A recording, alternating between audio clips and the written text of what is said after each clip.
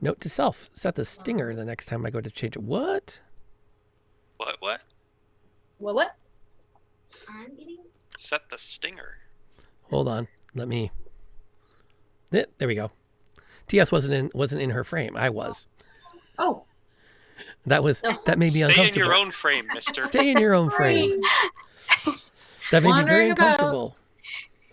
Well, sometimes things don't quite work the way you intend when you set things up. And I'm still got a couple of tech issues to get out. So, good evening. Welcome to our Monday Night Mystery series, where Jen and I invite three of our best friends to match wits with the great Sherlock Holmes himself. And depending on the evening and the mystery, we either come out feeling brilliant or we go to bed exhausted, defeated, and just generally miserable with ourselves for having, well, not been as clever. If you were with us last week, you got to see the second kind of event, because that was not our finest hour. So we've invited Aaron to come back for a redemption, and we've swapped out made some subs. We have some changes in the lineup, and we've brought in our pinch hitters, because I don't think anyone exemplifies. What's that? And we now know where the prisons are. We know. Absolutely. Well, I don't think anything exemplifies the Victorian gentleman nearly as much as my dear friend Jeff. And we've been friends for many ages. And we unfortunately had to inform him that we weren't going to be traveling to London to do this. So we've brought a bit of London to the internet. And then, if you remember Aaron, who is the proprietor of, can you tell us about your Etsy shop again? It is called Silver Birch Arts. And currently my Valentine's Day collection is finally up in the shop, so go check that out. There's some printable art in there as well, and some non-seasonal items in addition to that. It's all kind of home decor and artwork that I have done myself. Yeah. Cool. Fun. Yep. And then we brought back TS, who, are you more red than the last time? Yes. Okay. Glad to see you've come around to the proper way.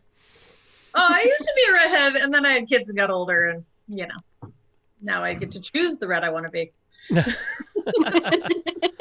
appreciate that. And then, of course, my dear and beloved, the greatest thing ever to have happened to me, my dear wife Jenny, aka Genesis, who you will often hear when we're riding the range, playing Red Dead Online, generally in the form of, "So wait, where do I find the bear?"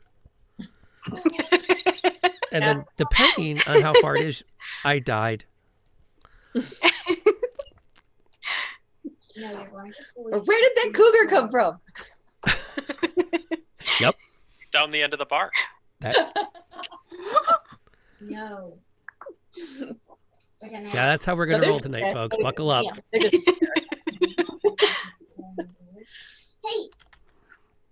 That is You realize you have 3 redheads tonight, although in this light, you can't really tell that mine is actually red. I don't know why that is in here, but yeah. We can pretend Jeff's a redhead because he's in the dark and we can't say no. Everyone who's not a redhead is in the dark. That's just how it works. It's true. It's true. Agreed. See, you don't need to redeem channel points to get the dad jokes. They just happen. They just occur naturally. In any time. Okay, so let Nicole know how to find us, because she might be joining us in a future session. I sent her the link so she could watch along, and I got back we're like really busy right now. Can I catch it another time? It's like, come by when you're done with the thing you're doing. We're gonna be here. Okay, so as a quick recap for anyone that's not familiar with the rules, this is basically a choose your own adventure game. We're going to read out a passage. We're then going to make a plan about how we're going to pursue the next lead.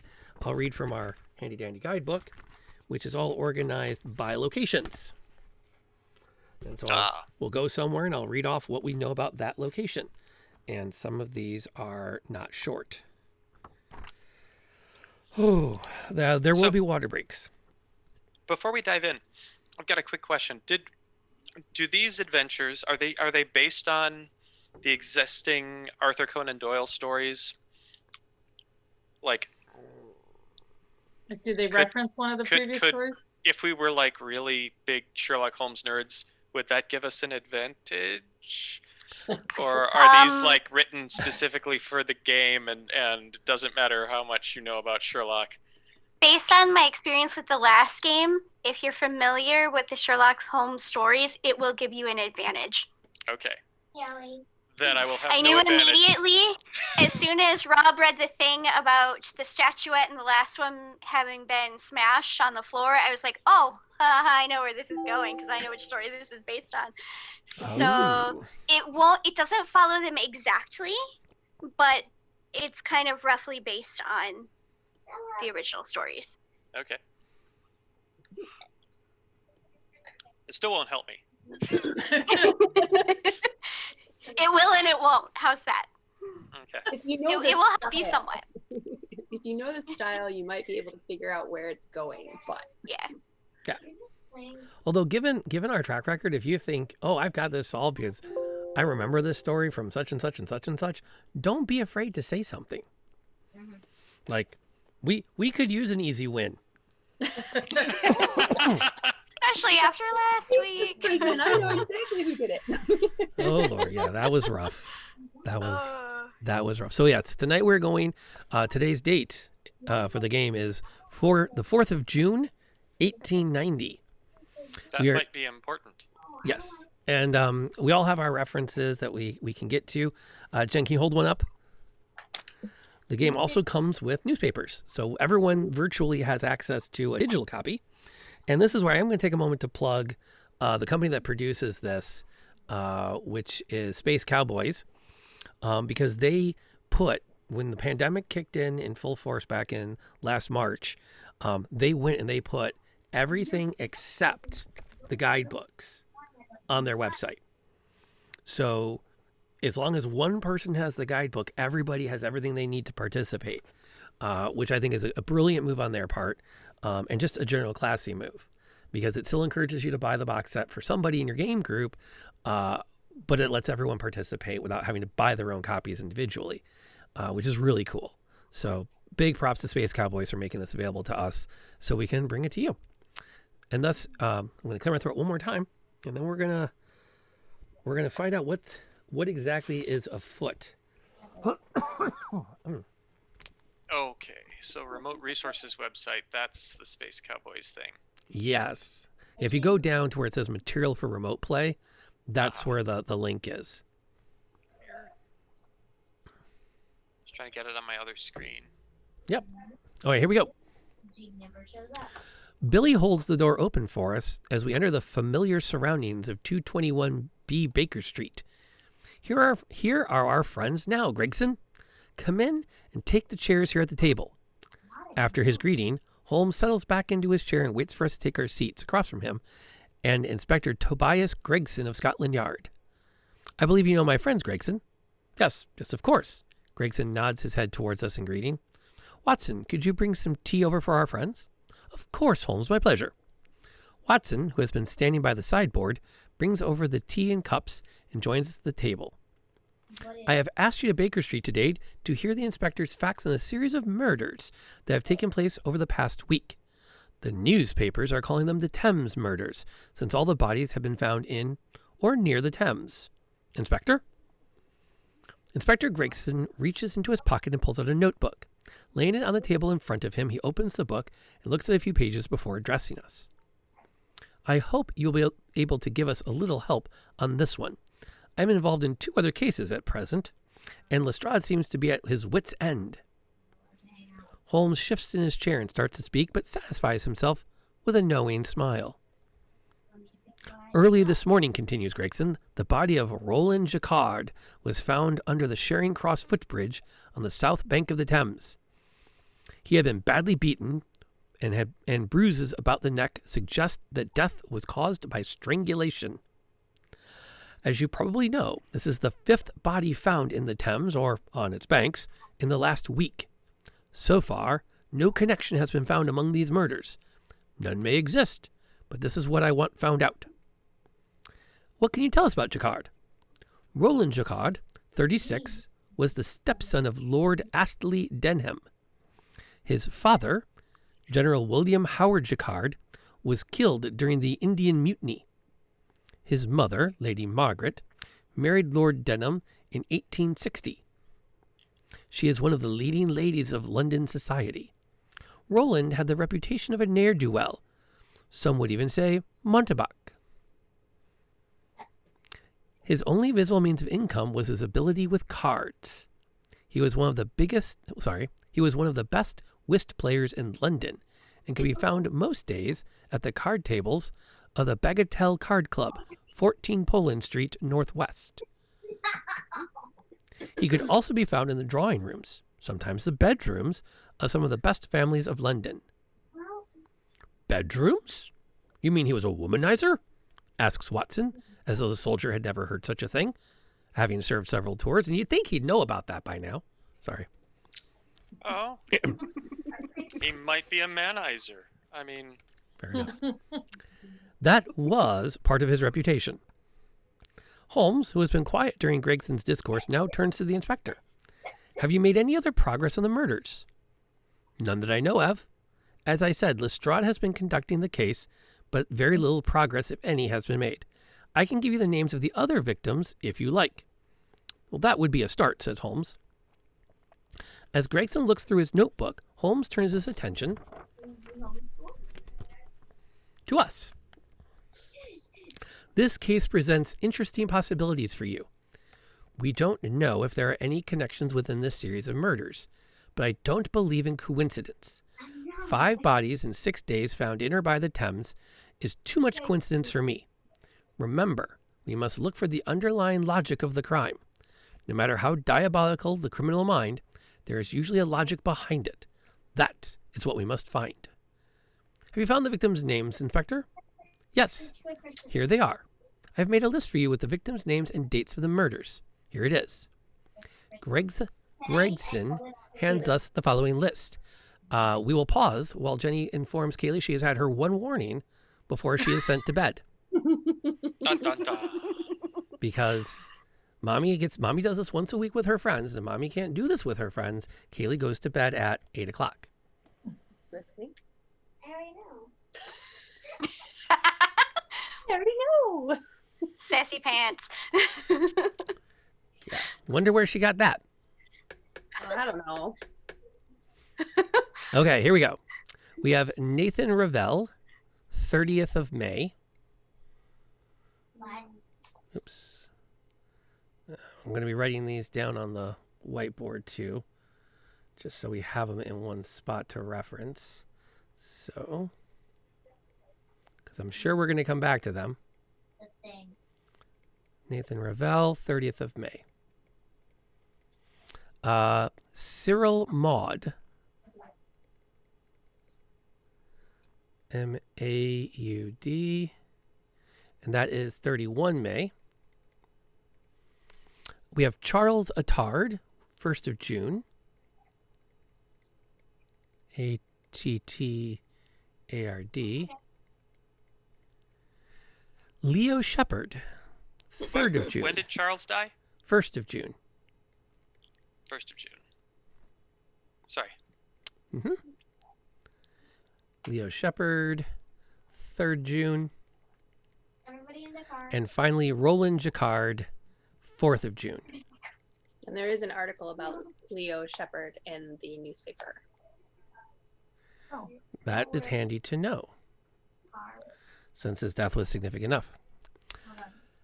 I hope you'll be able to help us in this matter, Mr. Holmes.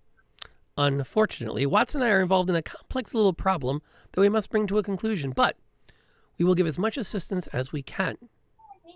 What could be more pressing than 5 murders, Holmes? Many things, Gregson, many things. But I am not uninterested in this case, and will give it as much attention as I can. I am sure that our friends will be able to shed some light on the problem, Gregson. And thus, the game is afoot. Now, as a reminder from previous cases, we do have a list of set help we can go after in the form of different experts throughout town.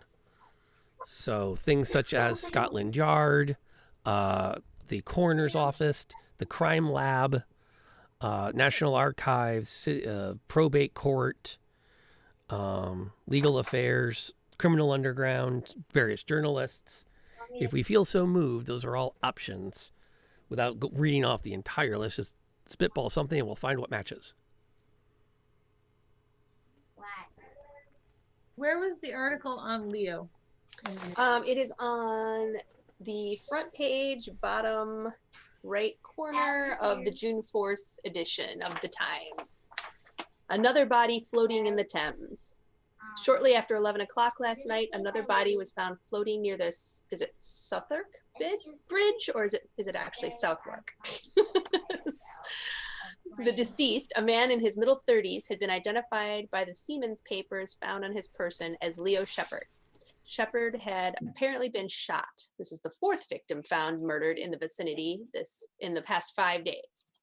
The inhabitants of Southwark are becoming increasingly Southwark, I think.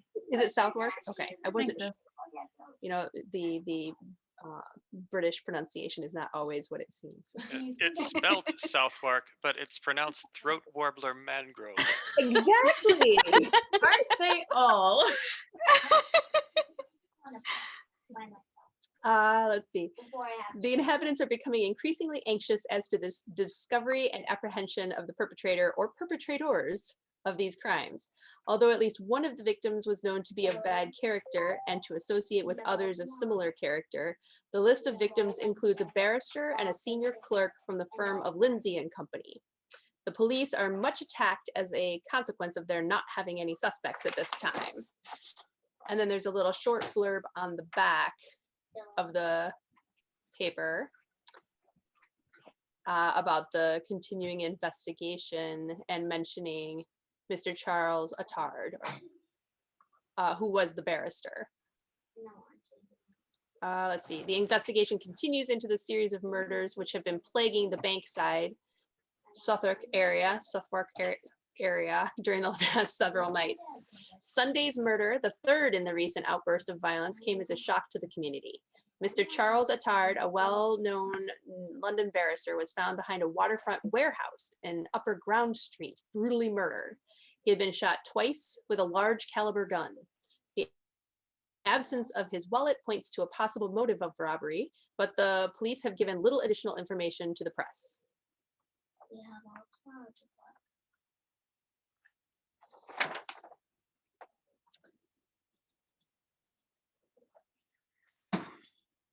Okay.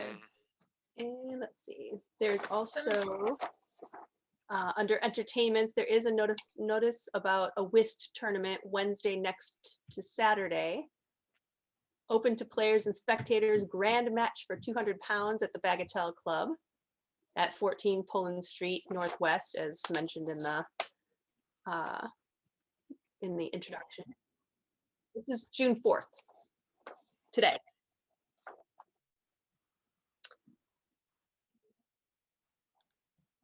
Yes. And That's then a there is possibility. I'm wondering if it's bigger than that though, because there was a barrister killed, a senior clerk, a whist player, and somebody who is of bad character, but doesn't say which one. Who's the clerk? I don't think it said who the clerk was. It didn't say who the clerk was. Tard was the barrister. And Well, Leo Shepherd was the bad character. Leo Shepherd was supposedly a seaman. Yes. Roland Chicard was a bit of a card playing rake. So that leaves Nathan Ravel, if this is the person who is referred to. Or Cyril Maud. Or Cyril Maud, yeah. Yeah. Have there been more than 5 people killed? It was the 5th. Yes, because today was the 5th in 6 days.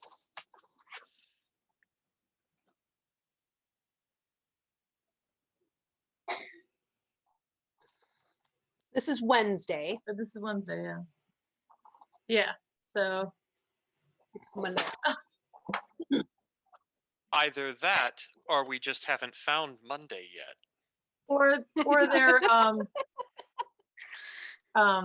what is it? Seventh-day Adventists? That's Saturday. No, the gosh, what is it called when you work in a small business and you sell stuff? The typical holiday for small businesses is Sunday and Monday. Why a lot of businesses are closed on Monday because they want to be able to sell on Sunday and they still want a weekend. Not that necessarily anything, but retail, that was the word. Retail holiday or weekend. That's Wait, So- there is an article in here about Lord Ashley Denham will lecture on Tuesday next, June 10th, on the beneficial consequences of sports and hunting and the development of character in young men in the Empire. Poodles. I don't know if that, but that's the one guy's stepfather or stepson. Stepfather of Roland Jacquard is Lord Ashley Denham. Right? Yes. Stepson, yes. So I'm reading something kind of curious in the Monday, March 12th edition of the Times. Suspected thief found strangled. Ah. The body of Pierre Matin, suspected international jewel thief, was found early yesterday floating in the Thames. He had apparently been strangled to death, much like our fellow Roland Jacquard, another French name. There's that. Now it's Maybe they interesting. strangled a Frenchman. I don't know. And that was when? April what? Strangle the French. He was found on Sunday, March 11th, What year though? 1888. Oh, it's an old edition. Never mind. Yeah, but now that see, I was about to say I don't think we need to sweat that because the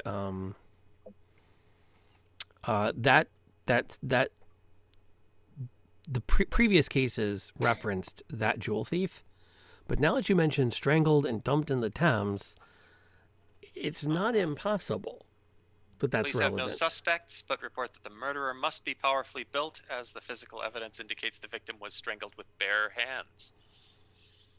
A bare hand strangling going on in London. It's the style of the time. I'm curious that we don't know about the first two people, but the others weren't all killed the same way. One was strangled, one was shot, And the other was shot. and the seaman was shot. But they specifically call out large caliber and a tar. Did they call out a large caliber in Shepherd as well? No, it just said shot, I think. Yeah, Sting. doesn't say. And Roland Jacquard was strangled. Did it say Yeah. whether with Bare hands? bare Just hands said or he- with a garrote or Just said rope? he had Or money back. bruises around his neck, right? So I'm assuming bare hand. At this point, the inspector told us death caused by strangulation. That's all we know. Badly beaten with bruises around the neck. We'd have to take a trip over to visit Sir Meeks at the coroner's office to get a better autopsy than that, although that's not always the best course of action. Sometimes Jasper goes, yes, that's a dead body. Yeah. How did he die? I'm assuming lack of oxygen. Nah. You know, he's... So he is the dad joke. Do we know how Ravel or Maud were killed?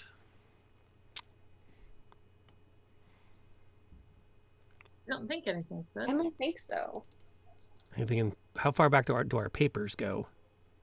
Well, we have June 4th, and then the next one is March 5th, 1889. So we only have one recent Got it. paper. And there's Then nothing we in... go to March There 1889. is an April 11th, 1890, but Oh, is there? I've got one from the future. Woo! Is there an You article? got the special newspaper. Is there an article about us solving this? Oh, there's the. January 22nd, 1891. We've all been given knighthoods. Woo! We must have solved it well. We're fantastic. Wait, what's this? What's what? It's in the Sherlock, the Thames Murders newspapers Google Drive. What date is it? It's Thursday, January 22nd, 1891. Oh, I have that one too, but that's in the, yeah. Okay, so maybe I'm reaching here, but do we think there's anything to the article above the floating body, the disturbance at the Russian social club? Uh, The scuffle broke up at a lecture on women's rights and birth control, yada, yada, yada. Featured speaker, yada, yada, yada. Reception, followed the lecture, attended by close to 100 women. No, maybe not. I don't think that's related, but there is a letter to the editor about the investigation. To the editor of the Times, Sir, with regard to the suggestion that bloodhounds might assist in tracking the Thames murderer as a breeder of dogs and knowing their power, I have little doubt that a hound had a hound been put upon the scent of the murderer white fresh, at least in those cases where the body was not actually floating in the water, it might have done what the police have failed in. I have made some experiments in this area myself, but Scotland Yard does not appear interested in my results. But now, when all trace of the scent has been trodden out, it would be quite useless. Meanwhile, as no means of detection should be left untried, it would be well if a couple or so of trained bloodhounds, unless trained they are worthless, were kept for a time at one of the police headquarters, ready for immediate use in case their services should be called for. There are, doubtless, owners of bloodhounds willing to lend them if any of the police, which I fear is improbable, know how to use them. I am, sir, your obedient servant, Elton Sherman. I thought it was funny, but it's not really that relevant. Well, now, okay, we're not convinced of that. I mean, for all we know, he's already been poking around with his bloodhounds in the area. For all we know, he's been testing it on people. Well, that's true too. Here, let me throw this dead body in the Thames and see if my dogs can find it. Can it find me? How will they know? That's a concerning possibility.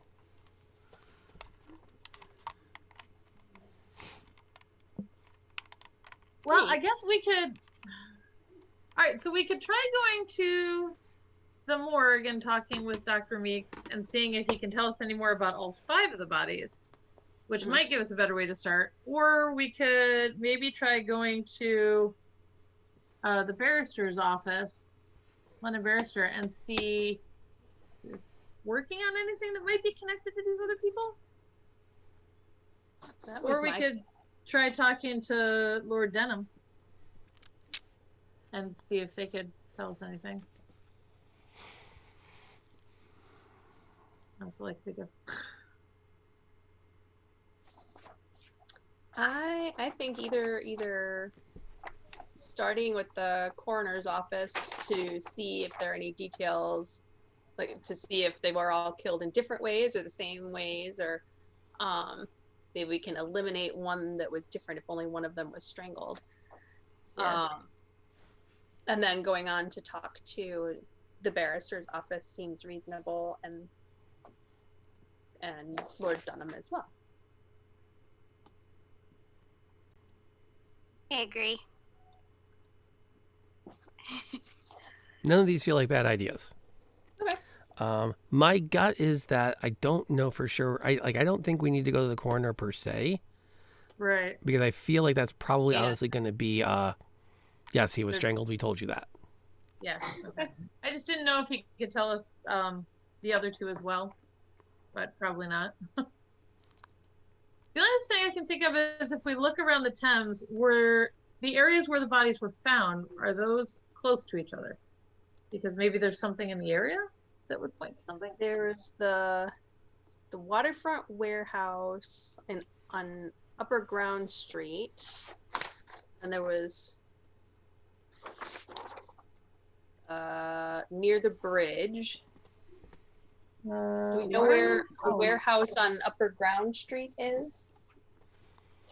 A warehouse in Upper Brown Street. Well, we can find it on the map. Let's see here. Actually, I wonder if it'd be under warehouses. Oh, That's what I would guess. Warehouses are not there. No warehouses? No warehouses in my book. Let me check the other book. Let me stop using Well, I that pulled up particular. the dictionary, but where the directory? But if I'm just in. Might be in the back when where it's warehouses, indexed. let's see. Yeah. Where it'd just be nice to know where Upper Ground Street is. Nope, no warehouses. Okay. Well, it's the Upper Brown Street, so along the Thames. Wait, what was it? Upper Ground Street? Ground, as in you're standing on the ground. Ground Street. Let's Yes. see. Well, it was near the Southwark Bridge, right? Which is The first one was, yeah, or not the first one. The it's one to the right of the word Thames.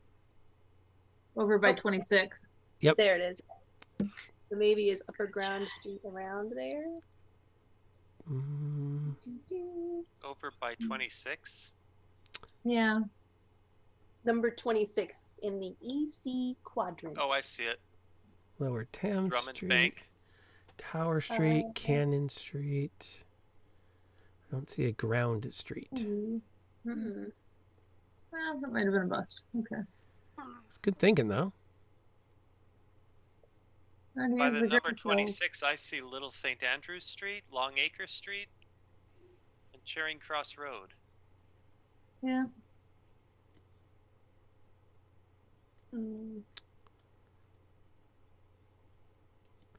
Oh, wait. I found What? Upper Ground Street. It's over There by it is. Blackfriars Bridge. Oh, Yeah. just south of the word Thames.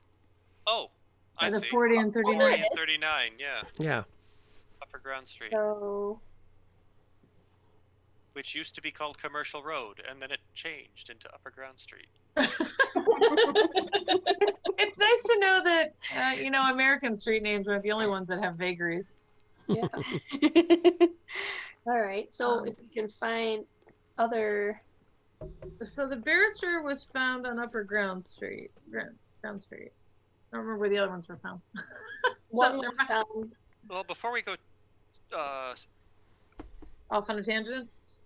running off to Upper Ground Street, do we know how Nathan Ravel and Cyril Mudd were murdered? No. Do not yet. You might be able to tell us. What about the inspector? Can he shed any light on that? Lestrade? We could go No, to Scotland Yard Inspector- directly the and other fellow. ask. The fellow who was sitting in the living room with us just now. Gregson. He's already left. Oh, He didn't give Fuck. us any. He just gave us the. Papers He just and- gave us the names and the dates they were found. I see. So I'm assuming he doesn't basically have it, or here's- he'd have given it. He was fairly useless. Yes. Well, he gave us names and dates. Yes. And helped us establish that Sherlock is too busy to tackle this. Yeah, well, that's always the way. And then he sends Watson, and then he comes in and solves it anyways.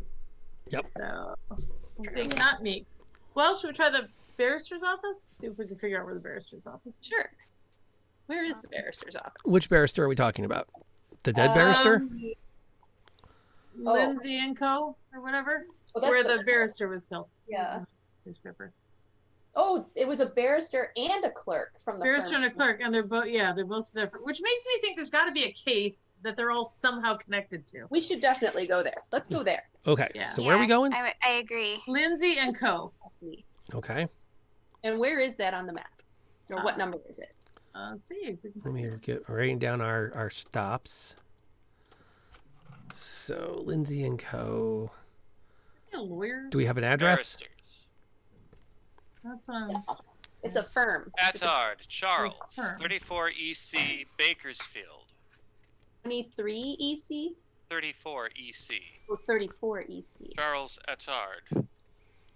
That's where we're going, right? Well, are we going to Tard's house or are we going to where he worked? Well, I'm looking at the barristers under the directory here. Oh. All I have is Ah, That's Attard, you're Charles, the leader. 34 EC. then Ta-da! That his That makes office sense. or his residence? I would Right. assume it's Yes, office. Oh. office, although Otherwise, it wouldn't be listed under barrister. well, not Well, it every could be both because that's what Sherlock is. not everything Oh, makes. over by the Blackfriars Bridge. Pardon? I said he's located over by the Blackfriars Oh. Bridge. So his Well, office. that makes sense because he's killed. Maybe he's right by his office. His offices are near the. Okay, I think we might have. We Yeah, might be onto 34. something. It's just up the road. It's just up Blackfriars Bridge Road. Yep. If that's what it's called. WC, Next to Shoe Lane. EC. Which way did the Thames flow? Whichever Oh. way it wants. Towards the ocean. Which It flows east east to west or west to east? to west, or no, west to east because Okay. it dumps out on the east end of. Okay, so the guy over by the other bridge could have floated down from Blackfriars Bridge. Could have done. What? Hmm. Do we want to know what has occurred at Charles A's office? Yes. Yes. Yes. Or Here goes. Buckle up. Be ready to write. Lane. There's a lot here. There's a lot here. Oh boy. As we enter the office of late Charles Attard, we see Robert Trucks, Attard's private secretary, arranging some papers at his desk. He looks up as we enter. May I help you? Yes, we are investigating Mr. Attard's death. Could you answer a few questions? Oh, I'm sorry. I know nothing about Attard's death, and I have nothing to say. Good day. Really? Womp womp. It's him. I don't know. Our first lead. Meeks would have Nada. been better. Oh, Sorry. We were Now we have so to go to his sure. house. I was so sure. We were so sure that was I going was to be. too. Because there was a clerk and a barrister. Right. And now We're we're the sure. same company. It says a barrister and a senior clerk from the firm. What's the name of the firm? Lindsay, Lindsay and and Co.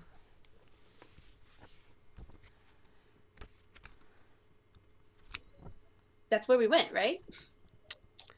We just went to Charles Attard's office. Nope. Lindsay and Co. is at a different location.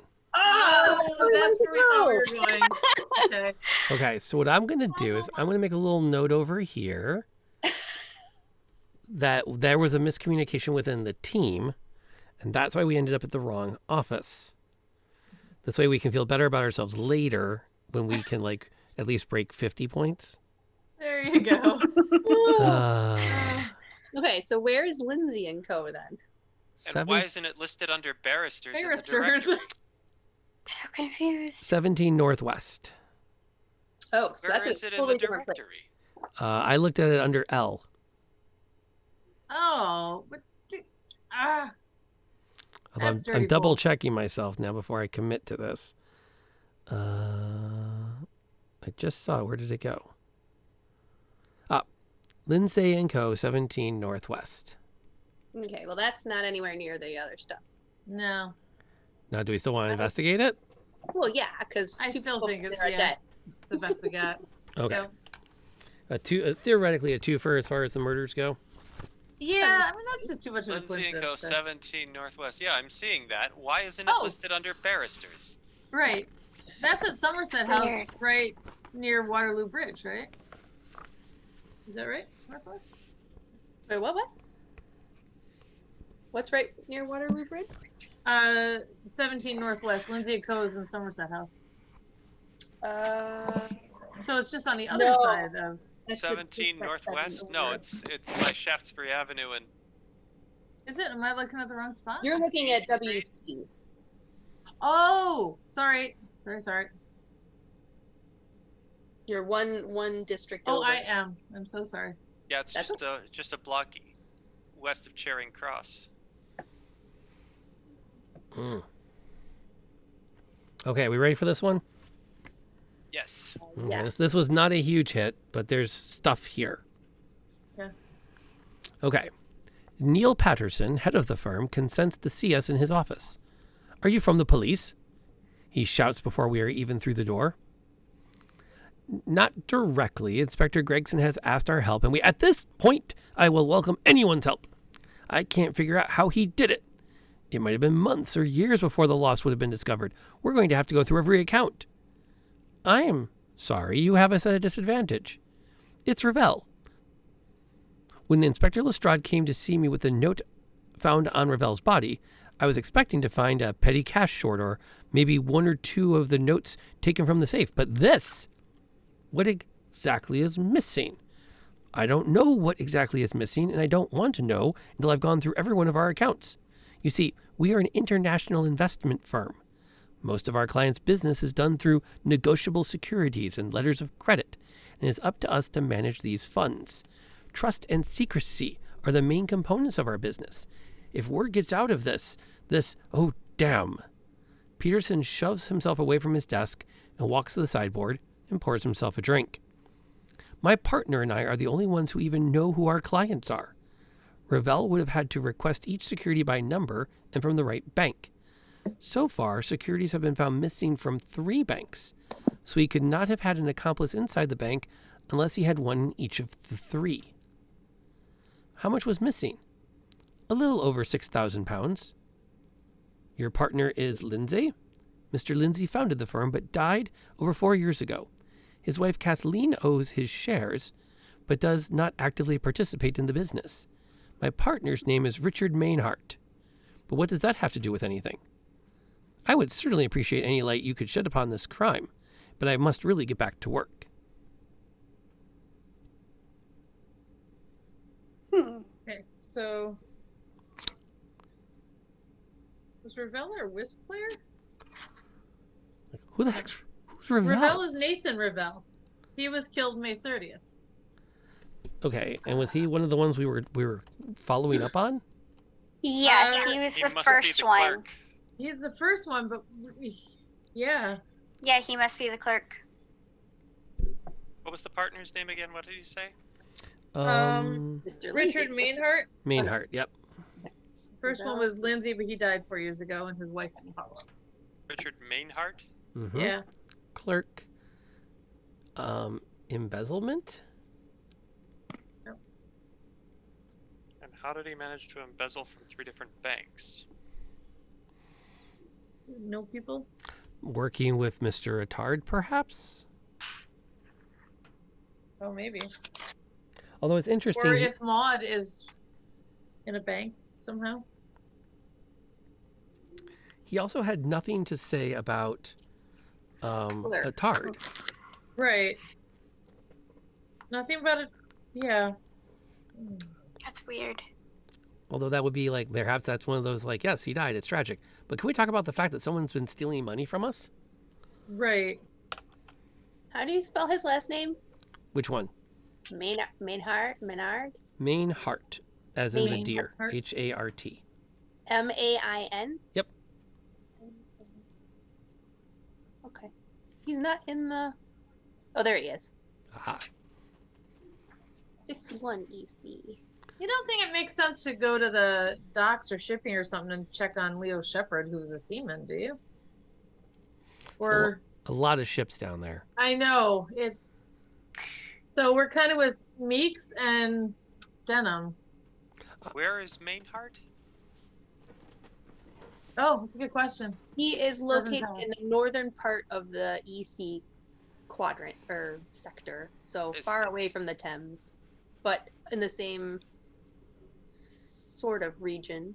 Where as- did you find that? I looked up Mainhart in the directory, and he is at 51 EC.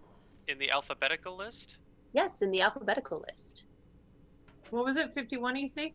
51 EC, between Bahir Street and President Street. I'm not adverse to checking in at Scotland Yard itself to Yeah. see, like, the reference to a note that the police had at the yard Right. makes me feel a little bit like maybe Yeah. there's more to They'd be have had there. Maybe they can. Maybe they will tell us how the other 2 were killed as well. That's kind of what I'm thinking too. sure. I think that's our next best place to go. I'm good with that. And just so we know, Nathan Ravel is at 44 WC. Yeah. Just because I'm following up on all of these. And that's That also makes sense. far from the Thames. In the northern part of the WC section. What about Cyril Maud when you're in there? Maud. Wait, look.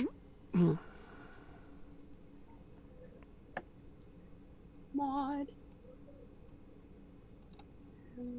6 southeast. So he is south of the Thames.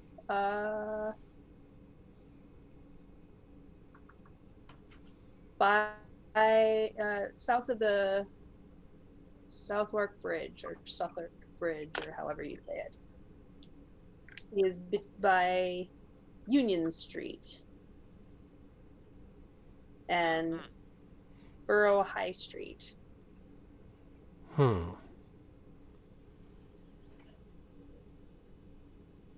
Looks like he's south of the train tracks too. I'm assuming those are train tracks because they come out of Waterloo Station.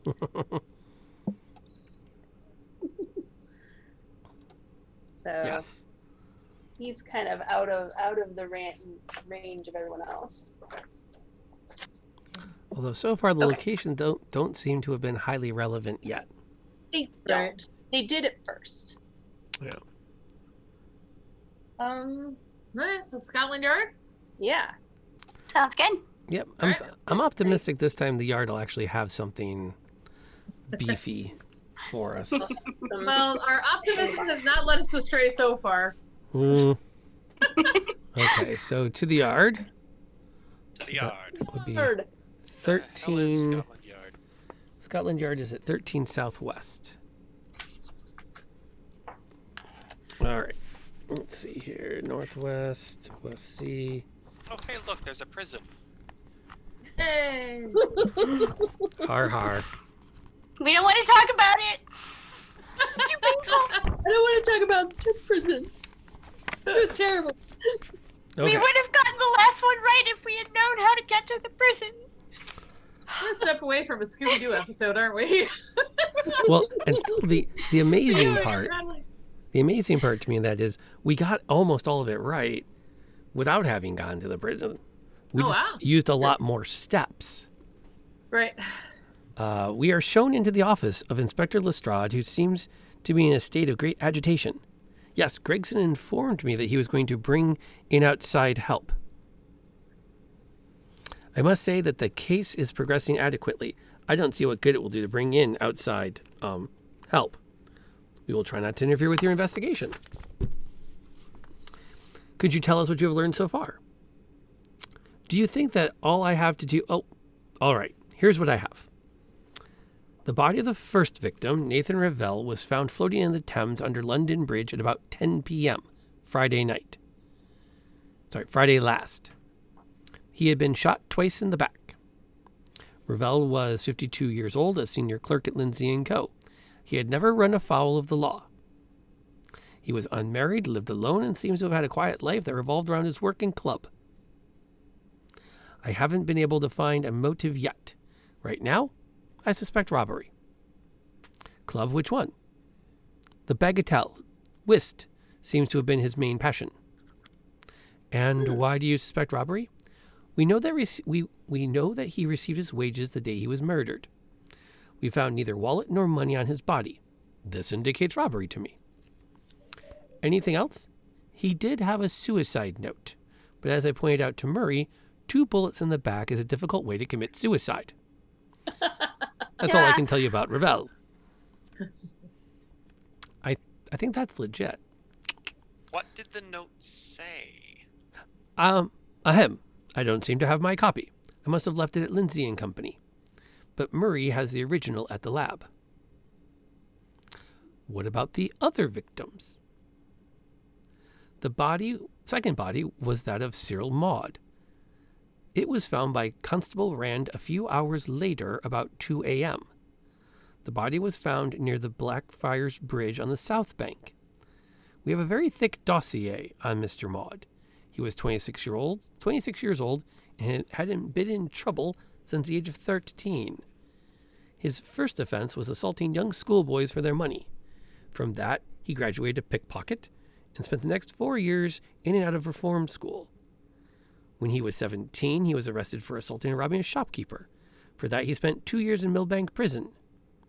He was sentenced to a year, but he caused so much trouble while he was in that another year was added to his term. He was out for 6 months and arrested for murder. He went to trial, but but the only state witness vanished, never to be heard from again. The charges were dropped. Very convenient for Mr. Maud. In 1884, Maud was again arrested for assault and sent back to Millbank for a year. He was released in March 85. We don't hear much from him until March 86, when he was a suspect in the mail train robbery, but not enough evidence was ever found to bring of the suspects to trial. During the last 4 years, he's been linked to many crimes, but again, there has been no evidence strong enough to try him. Either a witness would disappear, Maud had an unbreakable alibi, or enough evidence couldn't be found. I must say that London will not be worse for the loss. How did he die? I don't think it said. Never says. I don't think so. Found I think he was up swimming. on the South Bank. Yeah, But he was technically the same night. It's just 2 a.m. So he counts as the next day. right. Found floating in the river. Lestrade puts down Maud's file and picks up another from the stack on his desk. Our next victim is a bird of a different color, if not of different feathers. Charles Attard was a barrister and well known around Old Bailey as the defender of London's criminal society. He was found shot to death behind the waterfront warehouse at 38 Upper Ground Street. We suspect robbery may have been the motive in this murder as well, since there was no wallet found on the body. But with the number of cases that Attard handled, it will take us quite a while to check all the possible leads. I'm afraid that's all I can tell you about Attard at this time. What time was he murdered? His body was found by Constable Lane at 9 p.m. I haven't received the pathologist's report from Bart's, but Lane thinks he had been dead for only an hour or so. After removing another file from the stack, Lestrade pauses to light his pipe. You know, I don't think there's any conspiracy here. These murders are just coincidence and will all be cleared up in the course of our normal investigations. But it's your time. The fourth victim was Leo Shepherd. We have no information on him in our police records. He had been shot and his body was found floating in the Thames near the Southwark Bridge. So far, we haven't been able to find out anything at all about Leo Shepherd. We only know his name from the work papers that he was carrying. And I believe Gregson has told you all we know about Roland Jacquard. There is nothing that you have to add? No. And frankly, I have no more time to spare. Good day.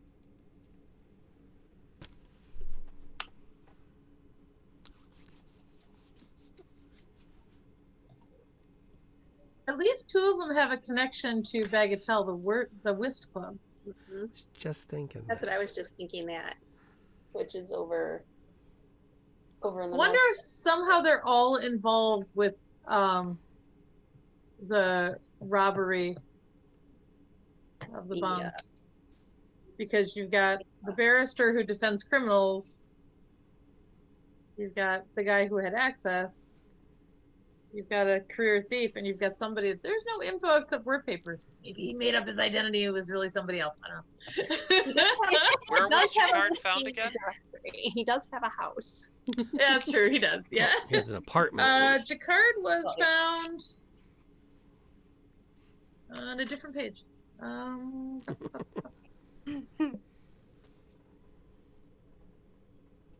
36 something. I didn't write it down. I don't remember where it's found. Oh, Jacquard. Was that the one that was on the Upper Ground Street? No. No. No, that was No, that Attard, was right? Attard, not Jacquard. Hmm. They rhyme. Oh dear. Okay, Jacquard. There you go. There, count because there I'm. Let me go back to the initial thing here. Found under the Charing Cross footbridge on the south bank of the Thames.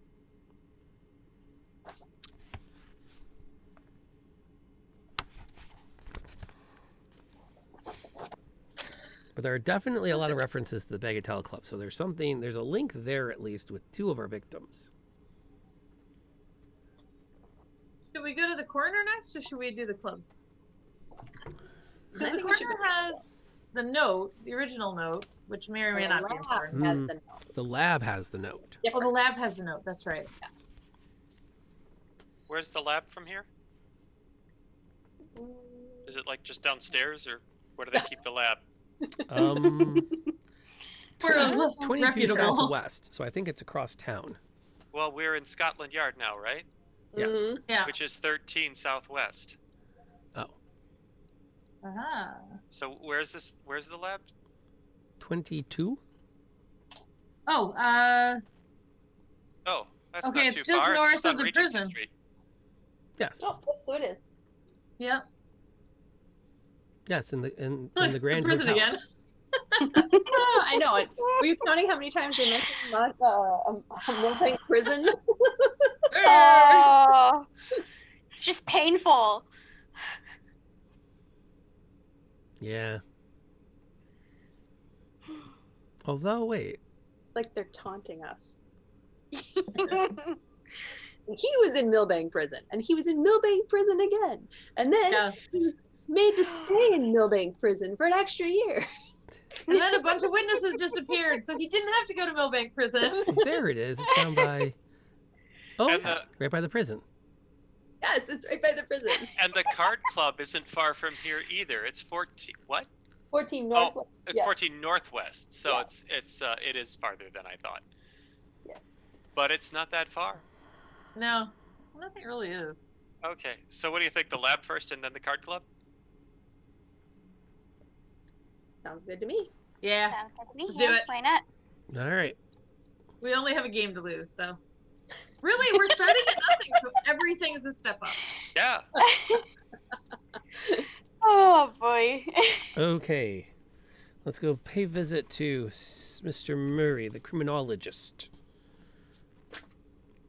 Let's see. 22 southwest. By the prison. Which prison? Millbank prison. It's gonna be the tagline now.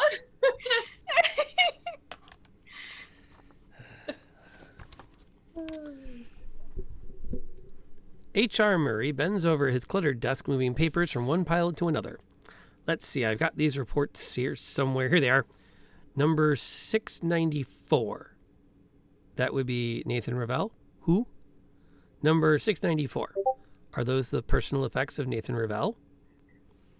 I'll have to check the log. He walks over to the table and looks through the book lying there. Here it is. Number 694, Ravel, Nathan. Let me get the numbers of the other names on the list you gave me. Holy shnikes. Is that good? Buckle up. Oh boy. A minute later, he is back with 4 more numbered boxes. That's everybody, he says as he lays the boxes down and returns his attention to the box labeled 694. Let's see what we have here. The first thing he removes from the box is a piece of paper in a small envelope. Here's my report, and the slug that was removed from 694's body. Yes, I remember, the slug was destroyed beyond recognition, but judging from its weight, it would have to come from a large caliber gun of German manufacturer. How can you tell that from an unrecognizable bullet? You can't. But you can tell from the powder. He pulls out a man's overcoat and shows us 2 holes in the back. I found traces of brown or cocoa powder. As you may know, gunpowder through the ages has consisted of 75% KNO, 15% C, 10% S. Well, cocoa powder is 80% KNO, 17% C, and 3% S. The only manufacturer of brown powder for small arms is Krupp in Germany, for use with the Mauser Tu-11. Here is another thing of interest. The other thing of interest is a letter I found in 694's coat pocket. He shows us an envelope, the ink of which is now an illegible smear. This was quite the challenge. It is stamped, so he must have had it in mind to post. But I can't make out the address. Here's what I got from the letter. Peterson, by the time you get this letter, I will be dead. The monies I took are in my room. I was in trouble and had choice. Now I'm taking the only way out, and I hope that you will do this. That's my best guess.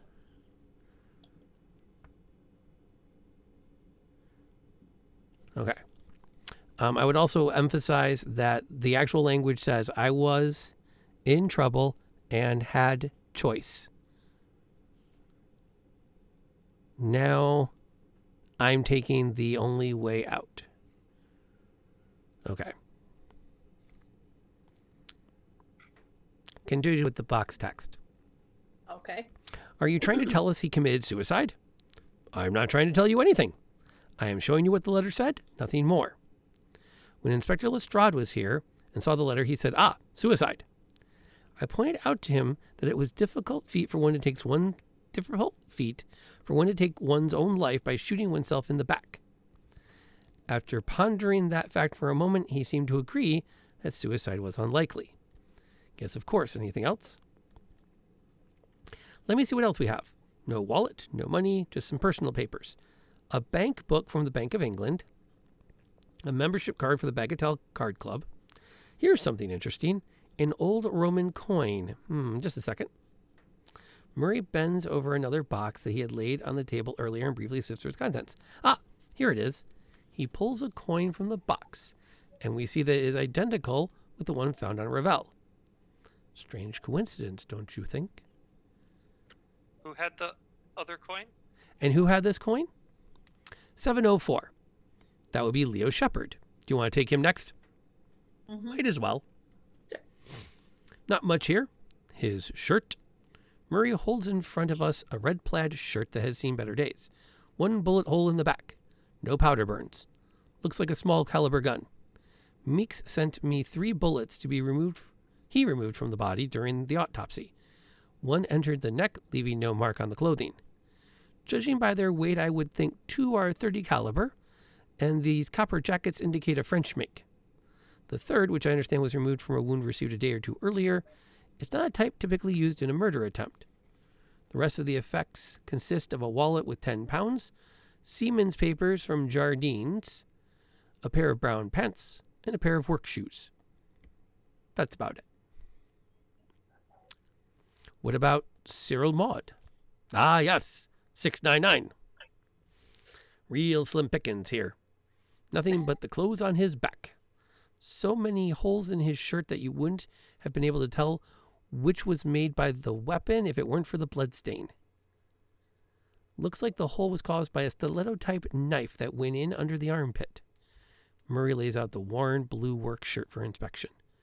It is an equally worn brown jacket and brown pants, along with a pair of cheap black boots, are the sole worldly remains of Cyril Maud. Not very interesting, is it? Well, let's look at 701. Charles Coins Attard. on Maud? Pardon? No coins on Maud? No coins to reference on Maud. He was also knifed, not shot. Right.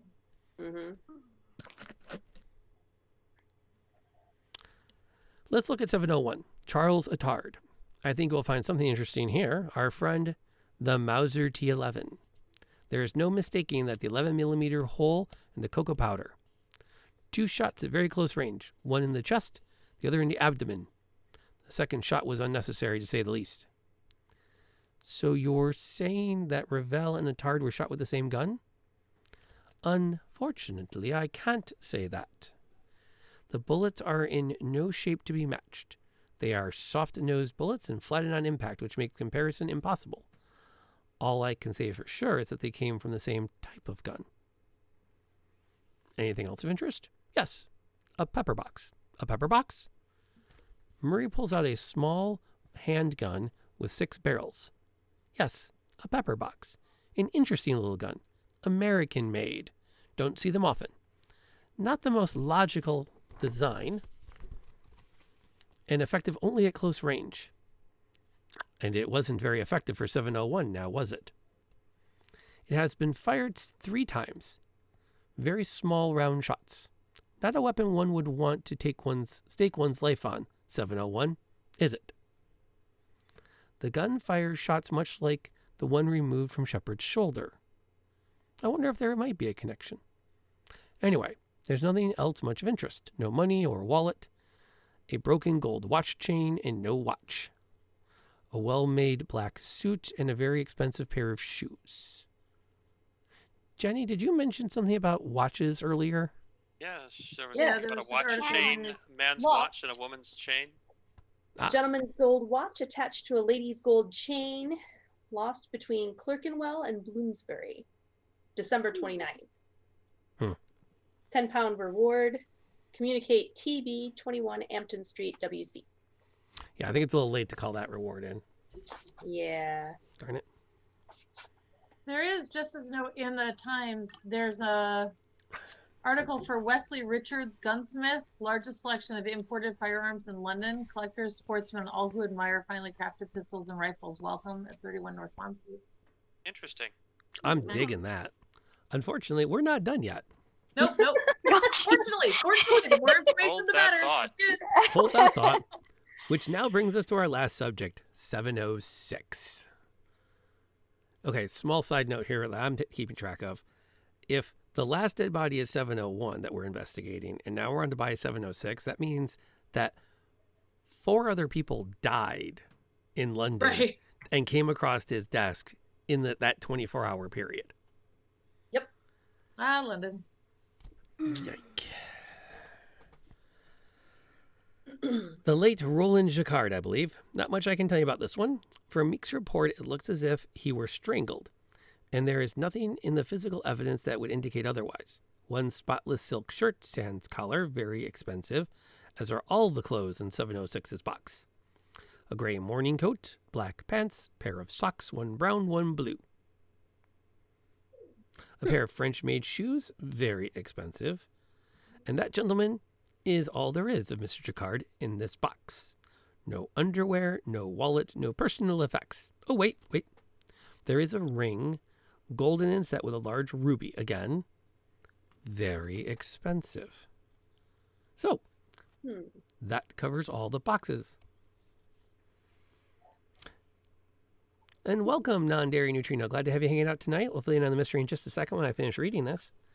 So that covers all the boxes. Anything else I may have you of service to? Not that I can think of unless you're interested in box 705. Murray reaches into box 705, which has been sitting to one side on a large table in front of us, and pulls out a blue house dress with a grotesque bloodstain on its front. The final dress of Reinhard Lutz. It's not expensive, but tasteful. He wore no jewelry and carried only his German passport. Are you interested? Yes. No, thank you. I think we have enough murders to keep us busy for the moment. Okay. Side note, the Roman coins. Didn't we learn in last week's mystery that the Roman coins are left by Moriarty? Did we? We did. That did come up. Oh yeah, that's right. But Dun, dun, dun. welcome aboard. Moriarty To connection. catch you up, Neutrino, we are attempting to solve a Sherlock Holmes mystery, specifically 5 murders on the Thames. And we've just finished an exhaustive report with Mr. Murray, who is showing cutting-edge technology for 1890 criminology. A little bit of a history bending there. I mean, he's not an Abbey Shuto yet, but he's definitely the Abbey Shuto of his time for what he's pulling off. That's an NCIS reference. I figured. Yeah. That show you won't watch. Yes, that show I won't watch. I've watched it a couple times and it hasn't hit me right. That's fair. Besides, you've watched all 16 seasons, so I gave up after, I don't know, the 8th one? Double digits somewhere. I think Somewhere. we I think gave. it was the second or third time they replaced like the female investigator. Yeah. Yeah, I think we gave up after Ziva left. I think that was about Yeah. when we gave up. Yeah. We are all working together because I don't know the outcome. I'm just in charge of reading from the book. I did not write this. I take no credit for this. I'm as blind to the outcomes as everybody else. So we're all just trying to figure it all out and talk it through and laugh while we do it. Speaking of which, do we still want to go check out that club, or do we feel like we have more, or do we want to go look into the gun guy? I feel like this weird German Yes. gun feels like a Yeah. hint. Well, that Yeah. and they also mentioned the French gun for 2 of the calibers for 2 of the bullets for Leo Shepard, and the American gun that Atard had. Mm-hmm. And this guy would deal with all of them. But I don't know if because not all of them were shot, is it a waste? Yeah, sure, do it. Okay. Why not? Did someone Yeah, find it his does address? It does mean that Atard didn't shoot Leo Shepard because the 3 shots were not the same caliber. So that's true. But I've got a question about Nathan Ravel's rooms. He says the note said the monies were in his rooms. Has anyone gone to check his rooms Oh. I don't think so. to see if anyone's been there to get them funds? Money. Or I wonder if that's going to be one of our questions at the end of where's the money? Then it's like, I think you're right. I think we should go there and get the money, but I don't know if that's what we should be solving. yeah, Yeah. is that I our don't know focus? We rest on that and say, yes, the money is in his place, and let's just assume that it's still there and continue on with solving the murder? Or do we go there in hopes that there's an additional clue? there might be more clues. Oh. Though we did want to go. Where did we want to go? The guards? The Bagatelle. The Bagatelle Club. Yes, Bagatelle Club. Although I do, And so, for sure. I do think that's still a potential place, but I think that the gun shop is probably better because they may have because it's a specialty gun shop, they may have a list of who may have purchased unusual guns. large caliber German gun. I also get the read too sometimes with these. There's a benefit to matching newspaper articles to the case at hand to shave steps. Yes. Right. They tend to be pretty So the good about other that. the other thing with that then is the article with Lord Astley Denham lecturing about the beneficial consequences of sports and hunting and the development of character in young men of the Empire, which is also a connection to guns. But I'm wondering if the gunsmith is a better option because that might tell us if Lord Denham perhaps owns those guns. Yeah. I mean, it feels a little vague, but it's also referencing, like guns and hunting, so he would use multiple Well, calibers. Lord Denham, 1800s. Oh, he has guns. Oh yeah, well, yeah. That's good. Percent. He's also the stepfather, but let's do the gunsmith. Yeah, Okay, let's go. do we have an address for the gunsmith? Yes. It said, is it 31 North Bond Street, Northwest? Okay, 31 Northwest Gunsmith. Okay. So while we're on our way over there, Mm-hmm. I want to point out that our first victim, Mr. Ravel, was found under London Bridge. Okay.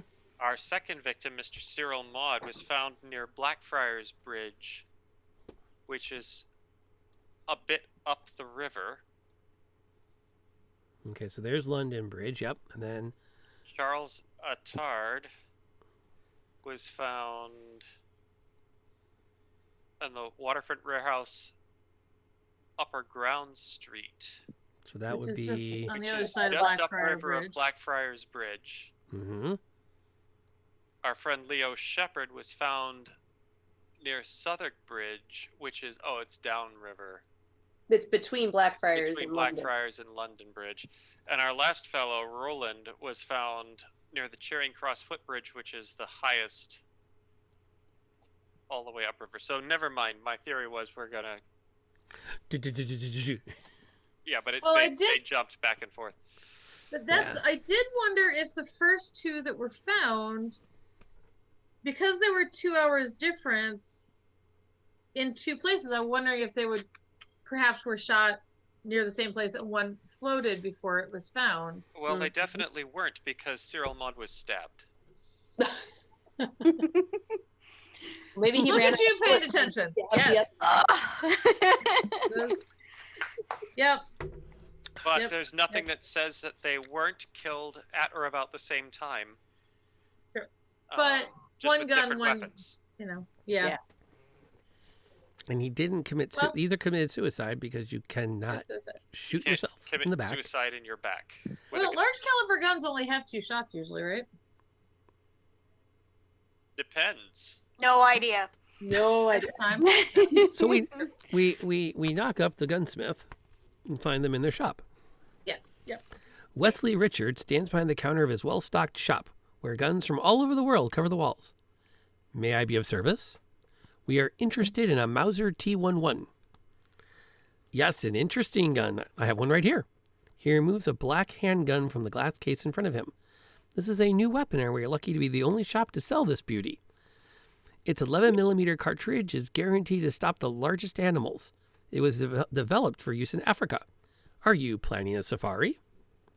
No, we're investigating a murder that we believe was committed with a Mauser T11. How many have been sold? 3, no, 2. I received a shipment of 4 6 weeks ago. I loaned one to old Murray to test out. He's always interested in my new weapons, and the information that he gives in return is of value to me. This gun on display is the one he tested. I sold one to Ralph Chambers, the big game hunter, on the 10th of May, and the other to Ives Medier on the 19th of May. Do you know Roland Jacquard? Yes, I've met him. He's a gun collector, but I haven't done much business with him. I haven't seen him in over a year. I would check with the Grant Arms Company. They handled most of his business. Well, thank you, Mr. Richards. Who was the second name that he sold the gun to? It was Ralph Ralph Chambers, Chambers. and what was the other one? Ives Metier? Medier, Mettier. I'm sorry, can you spell it again? Mettier. Frenchman. Yeah. Now, the Grant Arms Company, when we first started working with Sherlock Holmes, the Grant Arms Company was in a bit of a scandal about stock market shifts and weapons manufacture. Oh. Because one of their CEOs had been murdered Murdered. because he was suspected of selling secrets to the Russians. That's right. I was in on that one. Yes. Wait, I remember this. Russians. There Yes. was a thing about Russians, oddly enough, in the newspaper. I think Now, again, coincidence? at this point, with the Russian Social Club. Yeah, no. And they were having a women's issues. Yeah, Conference. so that's very different. I saw many women in attendance and thought, oh, that's the kind of place our current victim may have gone, because he was women's rights, abortion, and birth control. No, that might not be his. I mean, maybe he's the kind of progressive rake that knows that's where you can meet a lot of women. But, I'm not. Depends on how progressive he is. Now, if he's that big of a rake, I'm sure he's in favor of Yes. people having Only access things to those easier. services. Yeah. True. I wonder what our gun dealer can tell us about pepperbox pistols. He has told us everything he's going to tell us. Yes. You know, So that's it kind of feels like we're getting shoved over to either Grant Arms Company or the club. Or Old Murray. Well, We is just Old saw Murray Old the Murray. lab guy? That's the lab guy, right? yeah. Mhm. Oh. Yes, we've already talked to him. Okay, never mind. So he's not doing anything with a gun. He already did it. He tested it, gave it back, and that's the one we're looking at. He's not shooting any of them. Well, Oh, I was just people. thinking. Yeah. he may have pulled a Dexter on us. He could have. Bum, That bum. would totally changed this whole- Not usually the style in Sherlock Holmes, though. No. True. Mm-mm. I think it might be a good idea to go to the club and see if we hear any familiar names, like these other two names that we just learned have Mausers. Yeah, because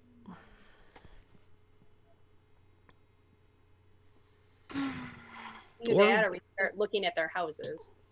Well, I'm curious because Chambers is noted at, he notes that he's a big game hunter. So I feel like if we're going to go after either of those names, he's the least likely suspect because he's a well-known, he's going to buy big caliber guns. I'm curious what Medier wants his for. Well, and being French, he may have also had the French gun, which could be a connection. But he hasn't come up at any other time, so... Yeah. I wonder if they're all connected to the club because maybe that's where Ravel got into trouble with gambling. And maybe one of the other players, Jacquard or somebody else, encouraged him or helped him go into this swindle of embezzling, and then he got in too deep and was going to turn him in or not return the money. They shot him. Tried to. And I do find it's interesting that none of them had money on them. Right. Well, no. Was it the seaman who had 10 pounds on him? And then, but then I can look. Nobody else had money. And then, well, there were the 2 Roman coins, which may indicate Moriarty. And then Roland had the large gold ring. And then there was the gold ring, and it was a very expensive gold ring. So he didn't have a wallet, but his ring was there. So it wasn't robbery because they'd have taken the ring. Yeah. Unless they're really clever, because rings are traceable, cash is not. But it had a ruby, you could have taken the ruby out and sold it. Yeah, if you take the stone out of the ring, suddenly have it's it cut. Ruby. If you know someone who can do that. Because you can kind of go the same way with the Roman coins. If you're, if you don't know what they are, but you recognize coin. Yeah. I'm down with that. It. Okay. Of course, the coins were left possibly by Moriarty as a calling card. Yeah. Okay, so right. So club. The club. I think the club, yeah. By club, we mean the whist club, Bagatelle? right? Bagatelle. The Bagatelle club. Yeah. Did someone have the address on it? Bagatelle Club, 14 Poland Street Northwest.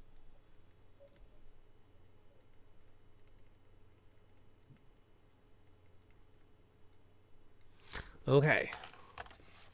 The Bagatelle Club. Here we go. 14 Northwest. Oh boy.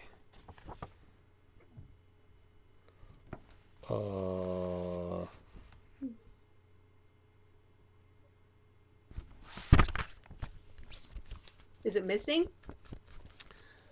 Okay, so here's my working theory. When Space Cowboys put this together, they paid their writers by the inch. Oh. Because this is. You were gonna say it wasn't. There was nothing. Like, I'm sorry, we're closed today. Come back tomorrow. This is downright Dixonian in its verbosity. Where is your Sherlock Holmes magnifying glass, right? Yeah, I'm gonna have to get my other glasses out. These are the ones for looking cute. I got ones for actually helping me read.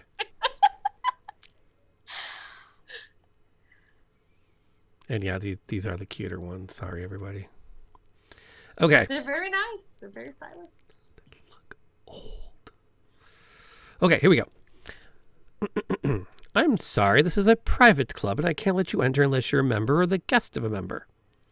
We just want to talk to the manager about the death of one of your members. Wait here, please. As the doorman goes back inside, he closes the heavy oak door barring our entrance to the Bagatelle Card Club. A few minutes later, he returns and ushers us in. Mr. Chapman will see you. This way, please. We are led into the spacious playing room of the club. To the left side of the room stands a large, ornately carved bar. The white-coated barman is busy serving drinks to half a dozen members who are standing by the bar's brass rail. The rest of the room is filled with card tables. Their green felt surfaces give a pastoral feeling to the room, which is enhanced by the silence of the occupants. 10 of the 31 tables are in use, and the room's silence is broken only by periodic bids from the players and the clicking of their whist markers. Mr. Chapman's office is on the far side of the room. He's waiting for you. We walk across the playing room and to the office door marked Roger Chapman, private. You'd think by now he'd make corporal. We knock at the door and enter after an answering voice bids us to do so. Roger Chapman is a large, affable man. His thinning, sandy brown hair is neatly trimmed and frames his ruddy face. Come in, gentlemen. Take a seat. I understand you're investigating the death of one of our members. Which one? Roland Jacquard or Ravel? We'd be interested in anything you could tell us which might shed light on either of their deaths. Well, of course. I've heard about their deaths, and they're both members of our club, but I know nothing of their murders. I don't know how I could help you. Well, if you could answer a few questions, that may be of help to us. How long have they been members of the club?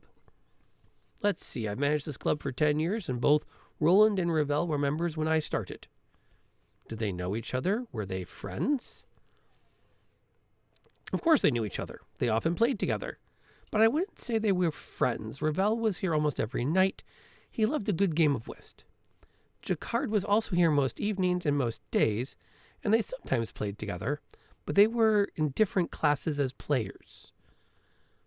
How do you mean? Well, I don't think it's a secret that Jacquard made his living at the card table. Like many players in this club, he was more interested in his winnings than in winning. Ravel was a good player, but not at the level of Jacquard. And Ravel didn't have the money to make it worth Roland's time to play with him. So you see no connection between the two deaths? No, of course not. Well, gentlemen, I would like to talk to you, but I have a lot of work to do on our new membership drive. By the way, do you play whist? No, sorry. Roger Chapman rises from his chair and shows us to the door. As he opens it, he hails the first white-coated man that passes. Leo, would you take these gentlemen and ladies to the bar and see that they get anything they want and put it on my check? If you change your minds about learning whist, let me know. Good day. Leo takes us over to the bar and informs the barman of Mr. Chapman's offer. The barman returns with our drinks and introduces himself. The name's Edwin. Are you new members? No, we're here looking into the deaths of 2 club members. Ah, you mean Ravel and Jacquard? Yes. Anything you can tell us? No, I don't think so. You see and hear a lot standing on this side of the bar, but it's best not to talk about it. We lay a couple of shillings on the bar, which vanish as Edwin wipes the carved wood clean with his rag. I can tell you that Mr. Ravel had spent more time at the bar over the past month. Just about every night he'd been playing with Mr. Jacquard and Morin. Morin? Colonel Sebastian Morin. He and Jacquard were thick as thieves, they were. When they played together, they had more than their share of luck. I remember when they started to play with Ravel. He would come over to the bar to celebrate by buying drinks for other members. As the weeks went by, his drinking went from celebration to drowning his sorrows. Oh, you mean that Ravel was losing a lot? I didn't say that. I'm a bartender, not a card player. I can only tell how people drink. You might want to talk with Adair. He was Ravel's partner from time to time. And where can we find Adair? Ronald Adair. He's the chap down at the end of the bar, the one with the gold vest. We pick up our drinks and move down to the end of the bar and ask Adair about his knowledge of Ravel's card playing. Yes, I knew Ravel. We were partners in a number of games over the last year or so. He was a good player, but not as good as he thought he was. But that's not an uncommon misconception amongst whist players. We understand that you were partners with Ravel against Jacquard and Morin. Yes, a number of times. Jacquard and Morin were 2 of the best players in the club. Together they were a formidable combination, a challenge to any player. And did you overcome this challenge? At first, yes. Then our luck changed, and it seemed like we could never win, no matter how good our cards were. Do you think you were cheated? Cheated? Of course not. The club members are gentlemen. Cheated? Out of the question. Did you have a wager on the game? Yes, a small one, £1 or 2. Nothing important. And Ravel? I don't know. A wager between gentlemen is not something you talk about. A gentleman should never wager more than he can afford. I don't. When was the last time you saw Ravel? Let me see. He died on the 30th, so it would have been the night before, the 29th. Ravel and I were partners in a game with Moran and Jacquard. We played until midnight. Didn't win a game all night. Ravel seemed upset. Isn't that right, Edwin? What's that, Mr. Adair? Responds Edwin, who had moved down the bar to refill Adair's brandy glass. Last Thursday, around midnight, remember? Mr. Ravel came into the bar. Didn't he seem upset? Right, I remember. He downed 2 gins as fast as I could pour them. Edwin glances up and down the bar before continuing in a low voice. Then, Colonel Moran joined him. They seemed to be having a disagreement. After Moran left, Ravel really tied one on, if you know what I mean. The next night, the night Ravel was murdered, continues Adair, I had a drink here with Moran. He said he was waiting for Ravel. Ravel never showed, which seemed to upset him. He waited until around 8 and then left. He told me to keep an eye out for Ravel, and if he came in, to tell him that Moran would be at the Tankerville. The Tankerville? What's that? It's a private club and dining room. The best prime rib in London. You should try it. And its address? 34. High Holborn. When was the last time you saw Jacquard? Yesterday. I arrived here around 4 o'clock. Jacquard arrived shortly after, around 4:30. We had a couple of drinks together, and then we got into a game with a couple of other members. At the start of the game, Jacquard stated that he could only play for a couple of hours because he had theater tickets for 8 o'clock. Luck was with us. Jacquard and I were winning big. Our opponents kept raising the stakes to make up their losses. That's the type of player Jacquard loved. The more they lost, the more they were willing to lose. Jacquard, always the gambler, decided not to go to the theater. Seen the show 6 times. I can play until 10 and still make my dinner date, he said. We continued to play and win. At 8:30, I remember the time because I had just looked at my watch, Jacquard received a postal telegram. After reading it, he jumped from his chair saying, "Sorry, gentlemen, I must go. Unexpected business." This, of course, upset our opponents, who were down 150 pounds. Jacquard wouldn't be dissuaded, however much to the anger of Newberry. Wait, Newberry? Merlin Newberry, half of our opposition, not the best loser in the world. Who else was in the game? Clifton Lovelace, nice man, always a gentleman. And that's the last I saw Jacquard. The place won't be the same without him. Have you seen Moran lately? No, I haven't seen him the last few days. I hear he's on the continent. Well, thank you very much for your help, Mr. Adair. Oh, I don't mention it. So Colonel Sebastian Moran is one of the lieutenants of Moriarty in the books. Dun, dun, dun. And I keep wanting to I say was like, the Adair name is familiar. I wanted to say Yeah. Ronald Adair is also in the books. I can't remember how. Who were the ones that But got Colonel Sebastian Moran is the one you hear about before you ever hear about Moriarty. He's the one that leads in the Moriarty. Yeah, I was gonna say we need to find him. He's connected with the murder somehow, Moran. I don't think he did it though. Not if he set up the dinner date for the Tankerville private club. True. Yeah, I don't know that he's the one who did it, but he's involved somehow. And it's telling because they gave us the address. Mm-hmm. I want to know what was in that telegram. I know. Yes, Yeah. very much so. What happened to it? Because it wasn't on his body. Right. So probably whoever took his winnings that probably were also on his body took the telegram. Mm-hmm. Good possibility. Now, what's interesting to me is Adair is all about, I don't gamble much.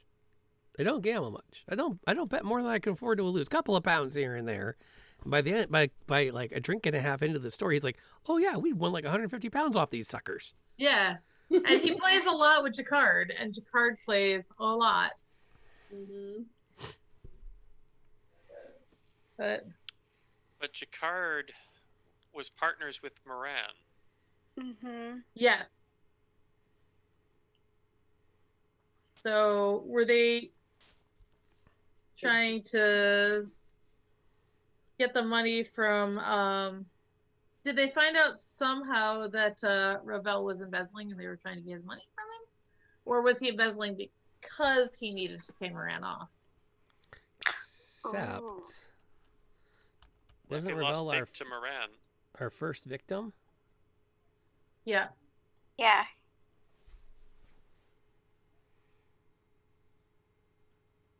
Then did Jacquard get too big for his britches, or Pressure Moran and end up being the last victim? I don't know. Who are the ones that had the Roman coins? Ravel and Shepherd. I think it was Shepherd. Yeah, that's what I was Leo thinking. Shepard had a Roman coin on him. Dun, Yeah. Dun, dun. Yeah, Ravel and Shepherd.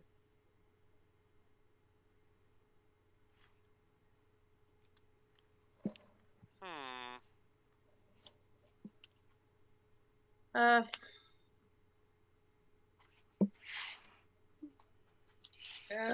Well, let's see. Is Moran in the? No, he's on the continent. He said. Oh, has fled well, Supposedly. But right. So if we go to the private club and dining, would we be able to get any information? Where is 34 High Holborn? Is that near where he was shot? Maybe. What is it? 34 what? It's Is the, it High Holborn? It's is the that the- Tankerville, right? Yeah, Tankerville Club. Tankerville Private Club and Dining Room. Oh, right.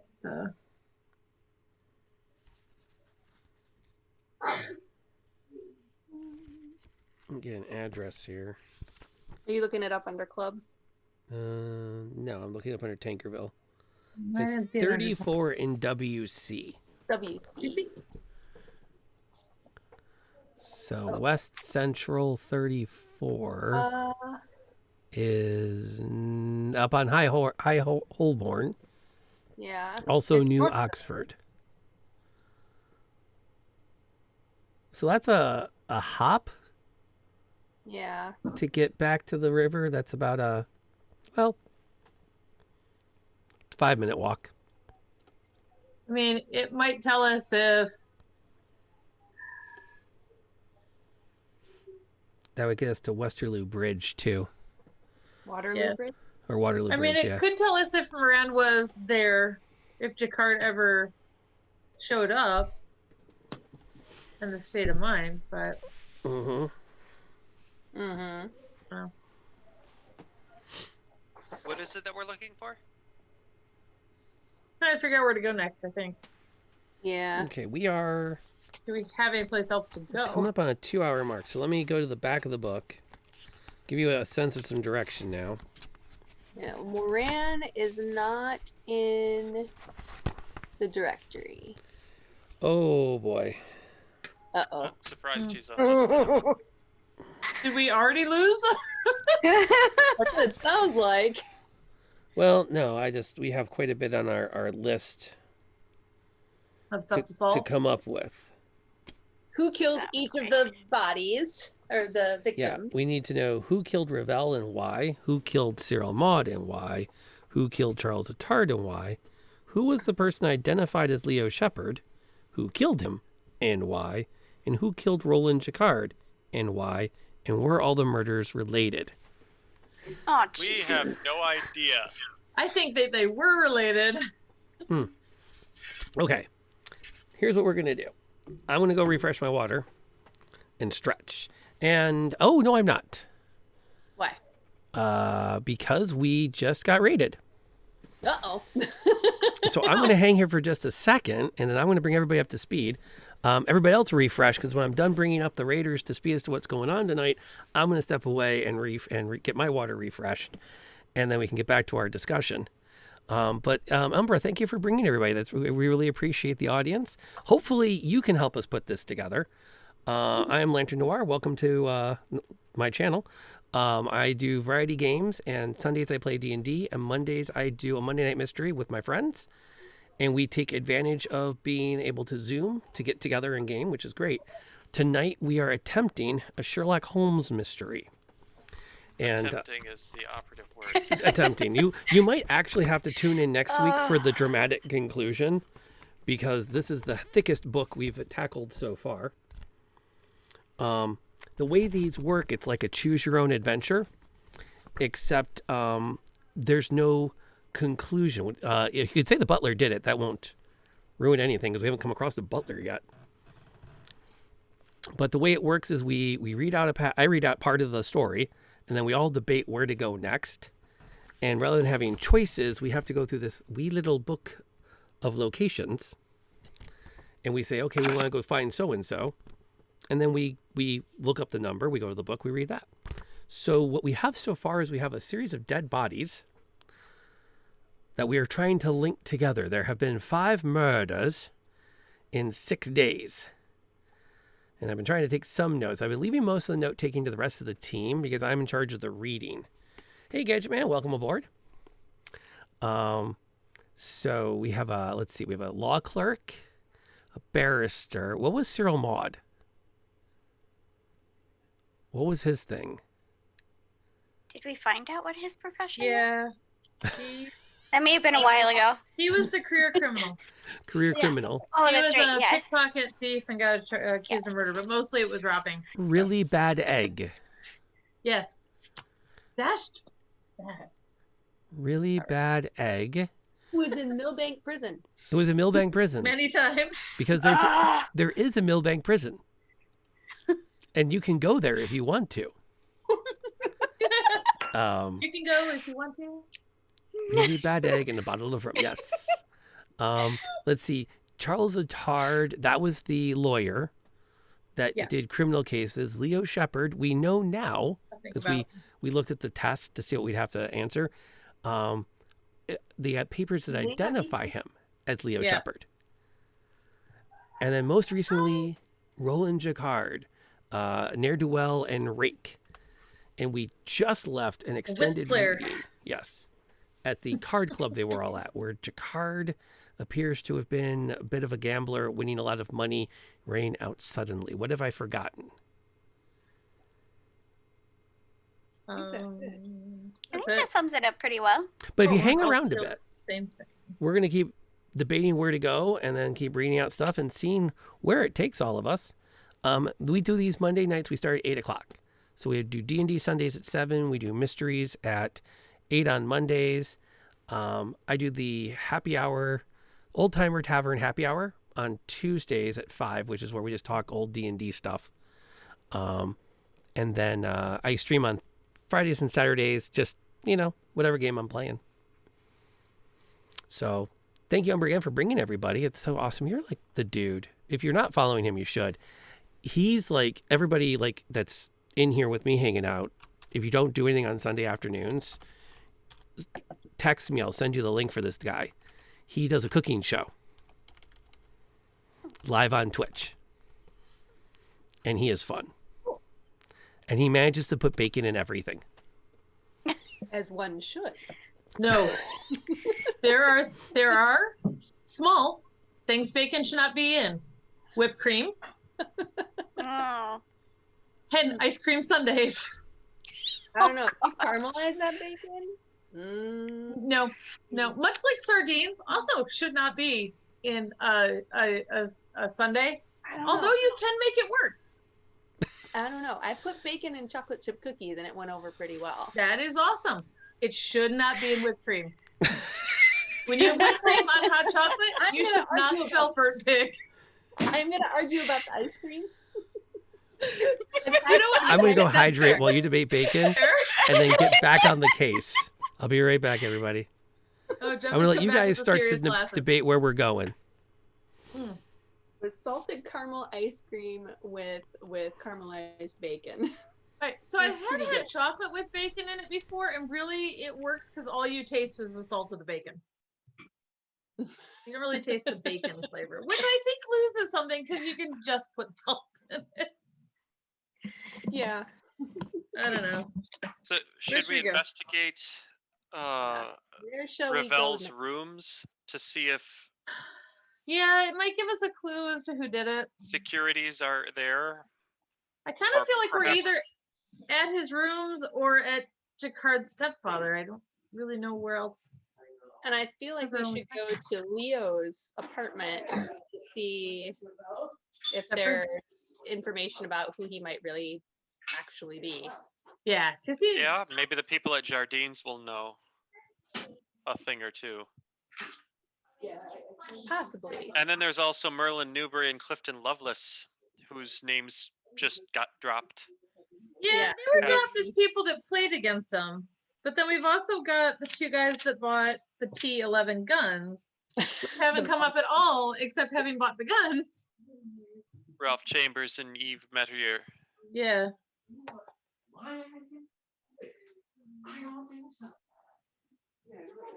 And that only gives us a connection to the large caliber. There's still no connection to the French gun. Or the pepper box. Well, the pepper box was Atter's. Oh, that's right. Charles Attard's That's gun. right. But why did he, and who got shot with that gun? That was. Well, we don't know. We think.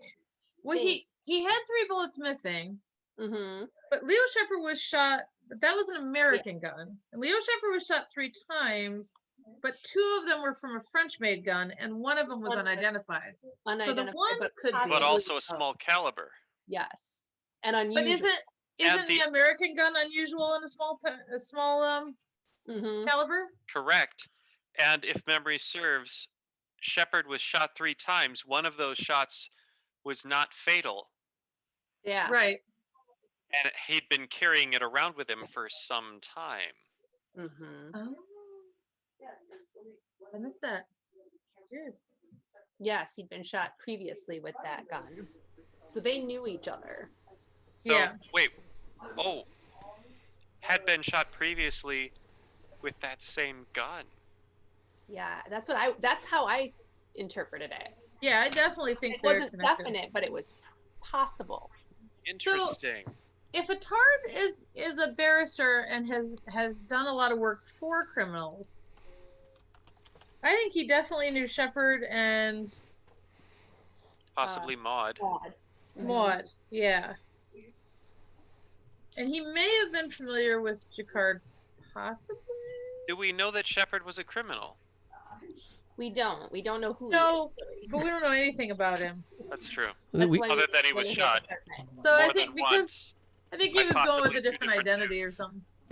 Yeah. Well, he was potentially a seaman, so he could have gotten shot in every country. Yeah, yeah. True.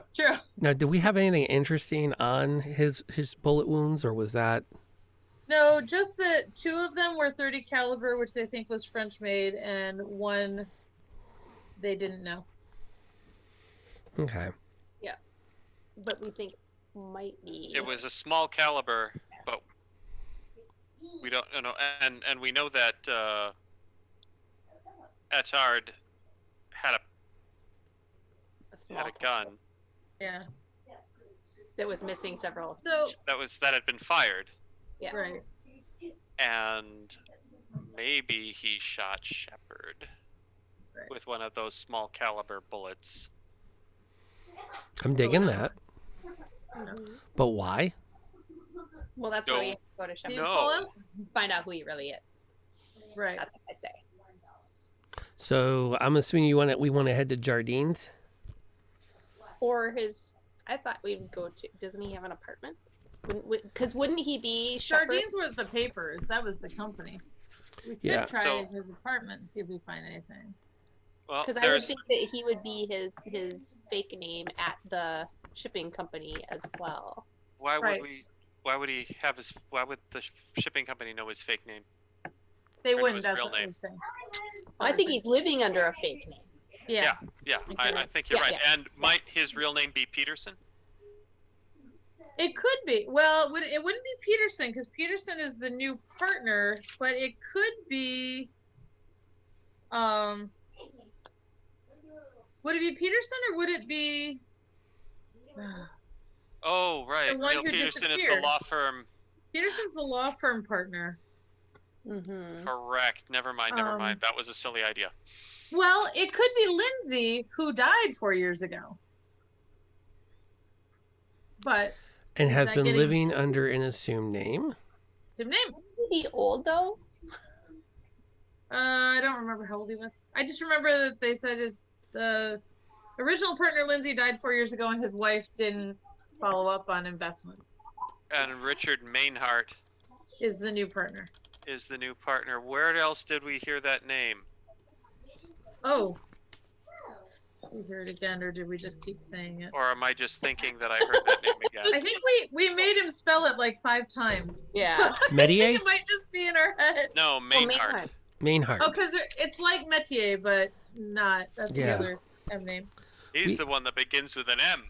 We have a lot. It We must have. be that. I'm gonna- Like Nietzsche. I'm gonna make some more notes as to what we've got going on here. I feel like I'm getting lost. Yes. Okay. Let's lay it out again. Okay. So let me Let's do Find let's it do it by clean. murder in chronological order. Okay. So Nathan Ravel first. Okay. So Ravel. Yeah. All right. And so, what do we know? Well, we know his occupation. He's the He was Clerk. clerk. the head clerk for Lindsay and Co. Yep. And embezzled 6,000 pounds Yes. from 3 different banks. Okay. Yes. We don't know why. We don't know who killed him. We don't know why. We do know. Where was his body found? His was the one. Under His London was Bridge. floating in the Thames near London Bridge. Right. We know he was embezzling. Right. Okay. Shot twice in the back. Twice and back. Got it. Large caliber bullets. Large caliber, and had the old Roman coin. Yep. And And found by was London Bridge. going Okay. to commit suicide, but didn't. Yeah, and it had what sounded had a like a note that- suicide note. Was kind of indicative, but we couldn't read the whole note. Right. Although We- you know, We know If it he said, was- by the time you read this, I'll be dead. Right. well, Not wait. necessarily I'm going to kill myself, but Be dead. Somebody's- Oh, that's someone's true. gonna kill me. That's true. Yeah. So, and Peterson is his boss, or was his boss, Was, yeah. that was trying to figure out the embezzlement. right. So Peterson didn't kill him. We know that. And overdue, but I am going to check the box. I have been drinking since I got back, but I'm going to now make it official. It only took me 13 minutes to get around to a decent glass of water. No problem at all. Okay, there. I was hovering down over here. I was like, hey, don't forget you're supposed to hydrate. On it. Yeah, all of you hydrate, and suddenly we're going to get a lot worse at this thing. I've been intermingling with tea. You know. In a beautiful cup. It is gorgeous. That is. I feel like we have all done a very good job of channeling Even had a pot. for this evening. Like, there's a lot of quality. We just have to like ship Aaron a deerstalker hat. We can make that happen. Melissa actually owns one now. And I'm so which jealous. she puts on, you know, when she talks to her kids about trying to figure something out. I love your wife. Awesome. And I actually asked her, hey, can I borrow your deerstalker for tonight? Because we're doing a Sherlock Holmes thing. She's like, well, if you'd asked me yesterday, I'd have brought it home from school for you. Oh no. Oh, and Rob, you know I can go full on Victorian. Oh God, yes. And Nice. and you know how to wear it in a way you'd be comfortable for the evening too. Mhm. I do Civil War living history, Ah. so I can go full on Victorian. Yeah, Jeff and I used to do Rev War, so I did Revolutionary War once. When? Oh, this was before Trevor got Jeff into it. This was when Trevor was into reenacting with the Michigan 8? 9. Can't remember. That would be Civil War. Civil War. Sorry, not Revolutionary. Yeah, I that's Civil War. apologize.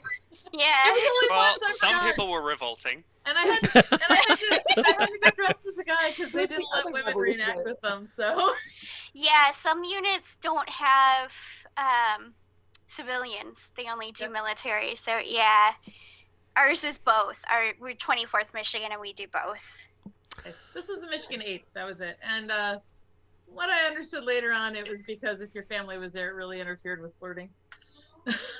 Yeah, yeah. Yeah. Some units are like that. so You the know, second person that is that got historically accurate too. okay, the next that got whacked We is strive this for authenticity. Cyril Maud. Okay, yeah. Next one's Cyril Maud. Cyril Maud, he was stabbed Okay. Yes. Many times. a bunch of And- times. Well, no, he had a No, bunch of holes in You had a his bunch of shirt. holes, but No, he had a worn out He shirt coat. was that's right. really ragged. Yeah. Yeah, He he was- his occupation is criminal. Yep. And he was found near Blackfriars Bridge. Stabbed. Right. Very shortly after Revel. Yes. Yeah, 2 you hours. could argue the same night. Yes, but we don't know that there was any connection whatsoever between the two. They may have just happened close to the same time in the same general area. Exactly. Yes. Then our next one Attard. is Charles Attard, who we've been pursuing the most so far. No, we have not. We Charles started out Attard. there and then. No, that was Jacquard. Yes. This is the barrister. It was found behind Oh, Timmy. the waterfront warehouse, Upper Ground Street. Yes. Public defender type. Yes. Okay. And And he he was was shot. Yes. Was he shot by a large or a small caliber? I don't remember. Large. Big gun. Yeah, he was the T11. Also As was Probably Revel. T11. probably the T11. I'm going to make that note up here with both of these guys as well. 2 shots. T11. So we think these are probably the same murderer. Yep. Okay, so person A and person A, person B. Okay. Then we have Leo Shepard Shepard. shot. Was shot. But it was different. 3 bullets. 1 bullet hole. Shot multiple times. Right. Or was it shot twice? He was shot. Well, 3 bullets were removed, so he's been shot 3 times. 1 was unidentified, but And he low had been caliber. shot. That one shot was like from earlier. Right. That's Yeah. right. So if no, he died before So there was the one small bullet and then two the 2 others. 30 caliber. 2 other bullets, slightly larger. I don't know. They if were it was- 30 caliber, and it was French. French made. French made. Dang French. They haven't come up in any other way except that and Metier. And then lastly, now we're looking into the guy we're on now, which is Jacquard. Who was strangled. Strangled. Unlike everybody else, he got himself strangled. And his profession was whist player. Yes. Bit of a bastard. And Professional rake. so at this moment, we But believe. not a hoe. Right. Well, you never know. Money may have exchanged hands. Well, money exchanged hands. You just don't know if it was at the same time. Okay, we're late enough, and I can share this. My my aunt used to run a flower shop that she opened herself. Bought a storefront, got flowers, did all her own arrangements, pretty much ran the entire place on her own. No additional people. And one of my relatives, I think it was my step grandmother, had made the comment that she really considered her such an entrepreneur. And my mother shared this with my aunt that, oh yes, grandma was really impressed. She called you quite the entrepreneur. To which my aunt retorted, I ain't no damn whore.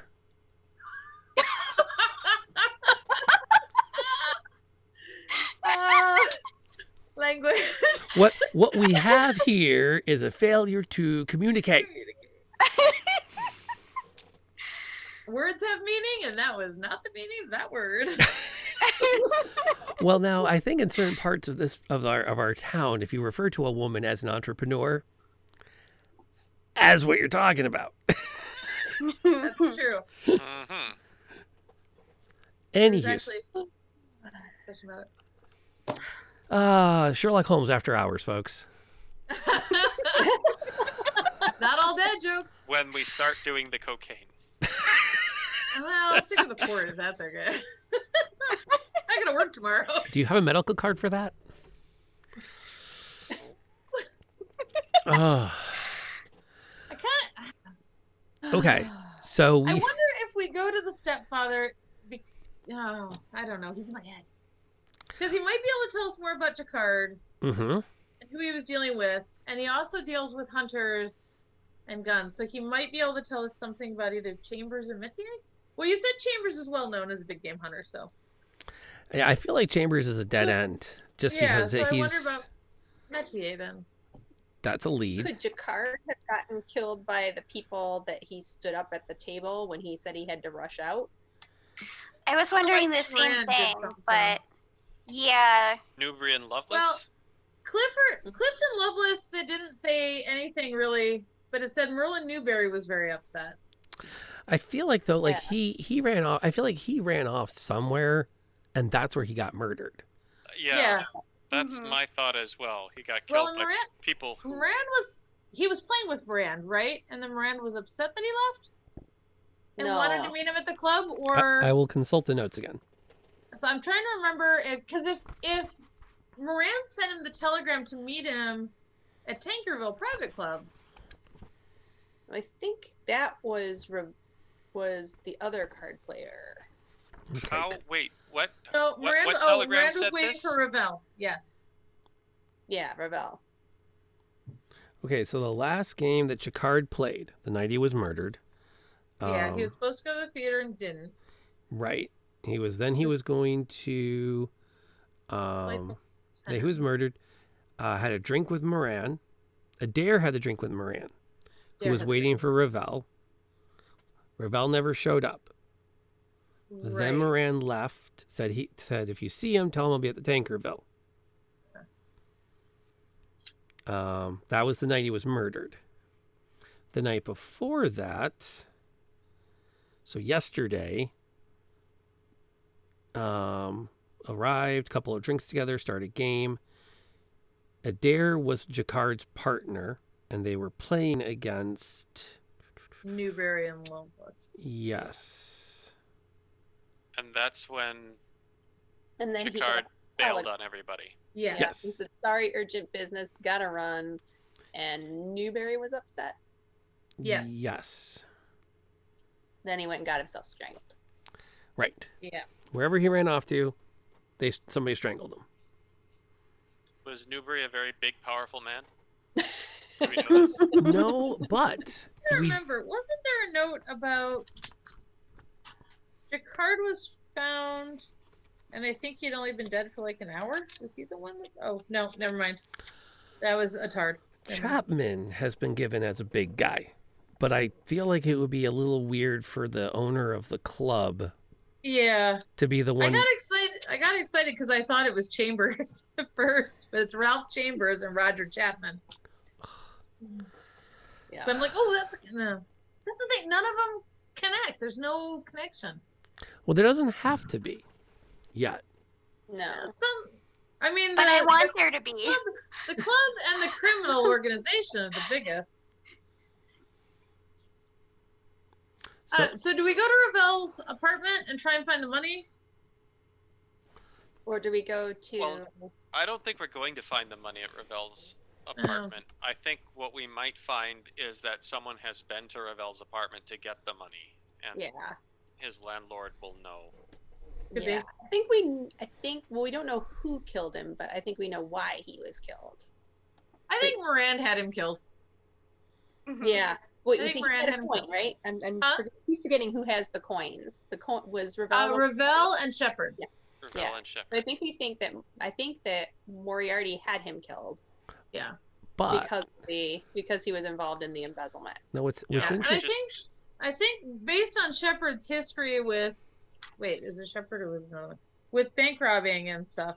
Shepard. Not bank robbing, but he tried to rob a train and You mean Oh, Maud. that was Maud's history? that was Maud. We don't know. apologize. We don't know No, jack We about don't know Shepard yet. Shepard's history.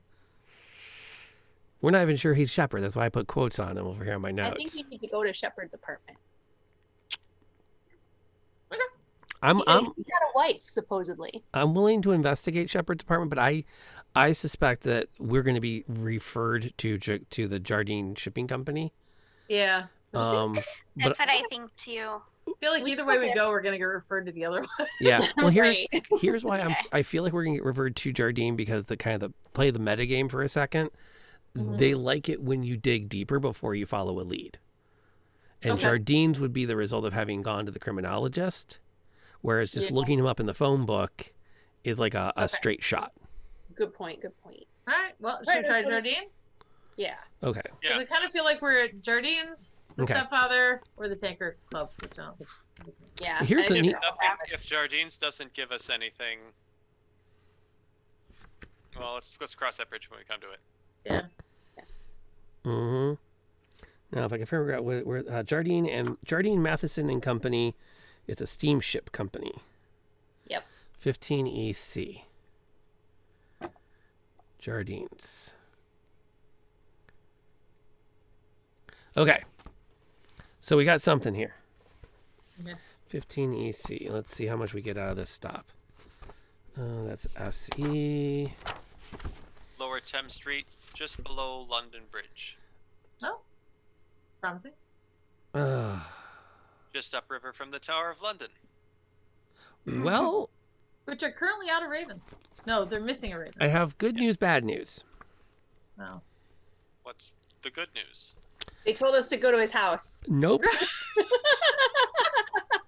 No, I it's have more than one line of text. not by much. But Oh, I dear. think it establishes why we didn't need to go to his house either, I don't think. Okay. In the offices of Jardine, we easily find information on Leo Shepard. Leo Shepard has been in our employ for many years. He's a good worker and excellent sailor. He's been on one of our ships since the month of February. Oh. Ah, Now, the reason I say that that's not terrible is that does confirm that the person that we have a body for is not Leo Shepard. why does he have his papers?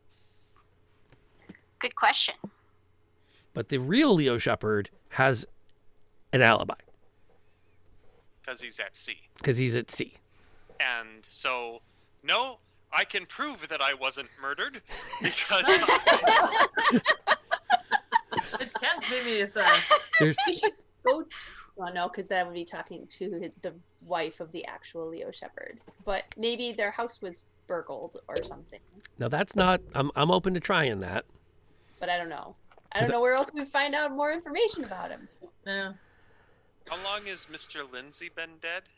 4 years. 4 years. But that's what I keep coming back to is that it's Lindsay and it's he was undercover doing others. He was like he's a criminal, you know. I don't think that's I mean, that's about the right level of It's very mystique for Sherlock. these cases.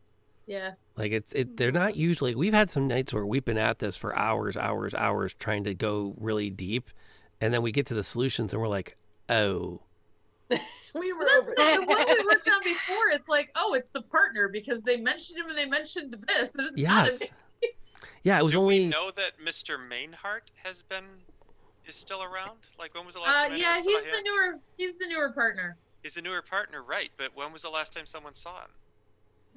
All they said was he's the new partner, so I'm guessing that wouldn't be it because they just said something. So I feel like we've got the newspaper article that connects the stepfather, which apparently I'm hung up on. We've got the Tankerville Private Club, which had the address, which to see if he ever showed up for that meeting. right, well, yeah, because did Ravel show up to meet Moran? We don't know. If so, he might have been killed after that meeting, and it'd be connected. go ahead to the And then Tankerville. we've got Peterson's rooms, which may And or may Peterson's not still rooms. have banknotes and/or. Oh, not Peterson's rooms, Ravel's rooms. Welcome aboard, Sonic. We are. Oh no, yeah, Ravel's rooms. Here's Wait, where we are. Yeah, Ravel's rooms. Yeah. We have 4 dead bodies. So far, we have 3 suspects. They are A, B, and C. Sorry, 4 Five. There's suspects. 5 dead bodies. 5 dead bodies and 4 3, sir. suspects. We have 1 motive. And we think there's a connection. There's got to be. I don't know. Don't know how Leo Shepard's connected. We Because can we don't know guess who how he the is. other guys. Who he is, even. Was there somebody that was missing from the barrister's office? I feel like there was, but I didn't write anything down. Somebody I don't missing? think so. No. Okay. Okay. Never mind. Okay.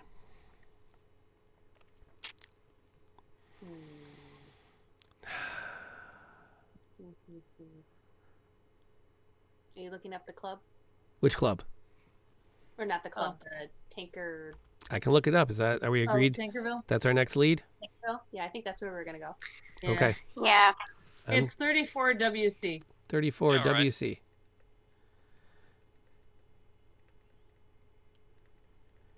Okay. I What do do we think. hope to learn at the Tankerville? Whether If Ravel showed up and met with Moran, I think. Or even if he just showed up. Or if Moran actually went through the WC. weekend.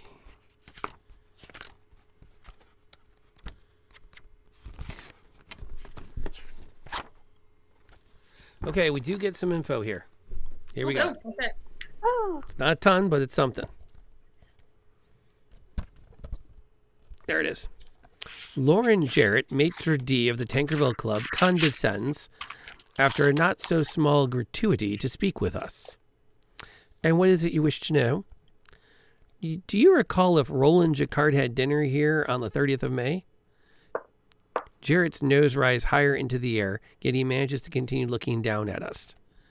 Sir, Roland Jacquard had a reservation for 7:30 p.m. He arrived at 7:25 with Miss Kathleen Lindsay. I was able to seat them immediately at table 6, Mr. Jacquard's favorite table. He ordered a bottle of Graude Larousse, 1876, a wine that shows the nonpareil beauty of the Bordeaux grape. For dinner, please, Mr. Jarrett. We're only interested in the time he arrived and the time he left. He left at midnight in the company of Mrs. Lindsay. So Jacquard's company consisted only of Mrs. Lindsay and himself? He was joined by another club member, Colonel Sebastian Moran, at 9:10. He joined them at Jacquard's table, had one drink with them, and left at 9:45. Was that the last time you saw Jacquard? No, the last time I saw Mr. Jacquard was June 1st. He was in the game room most of the afternoon and came into the dining room at around 8:30. He had dinner alone and left at 9:30. Have you seen Colonel Moran since the night of May 30th? No, he has not been in.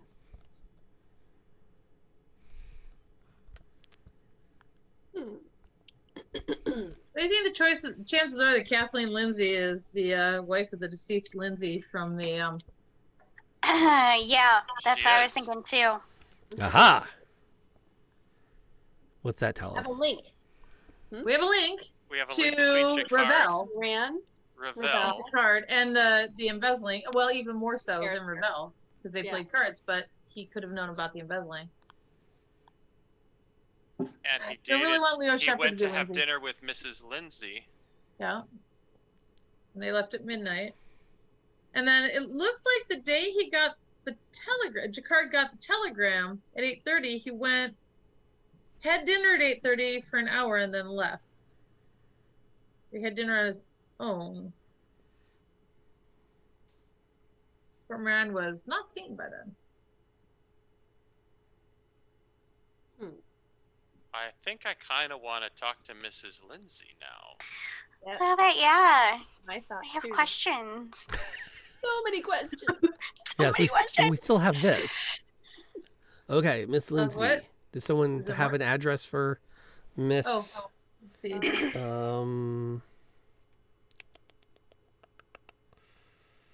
Kathleen Lindsay, 19 WC. 19 WC, Kathleen Lindsay.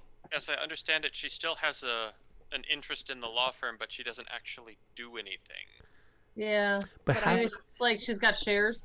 having an interest in the firm means she might have access to things that they wouldn't think to not tell her she could have because she's not active in it. So she could maybe just, She has the insider trading information. So maybe that's how they knew about Ravel too. Maybe she ooh, told them. Mm. we have a full page. Oh, Ooh. Nice. It's interesting how much, I just tell you how much stuff is here, everyone gets excited. No, we didn't pick a bad lead. it's a full page, but it's all irrelevant nonsense. Well, let's Sure says. see what we have, folks. Let me tell you about the mating habits of the common whelk. Again. You laugh. I think that's happened in one of these. Something like that. Well, I mean, see, also, let's go through the entire menu for the night. Yeah, that's true. Okay. Get on with it. Yes, fast forward a bit. Skip a bit, brother.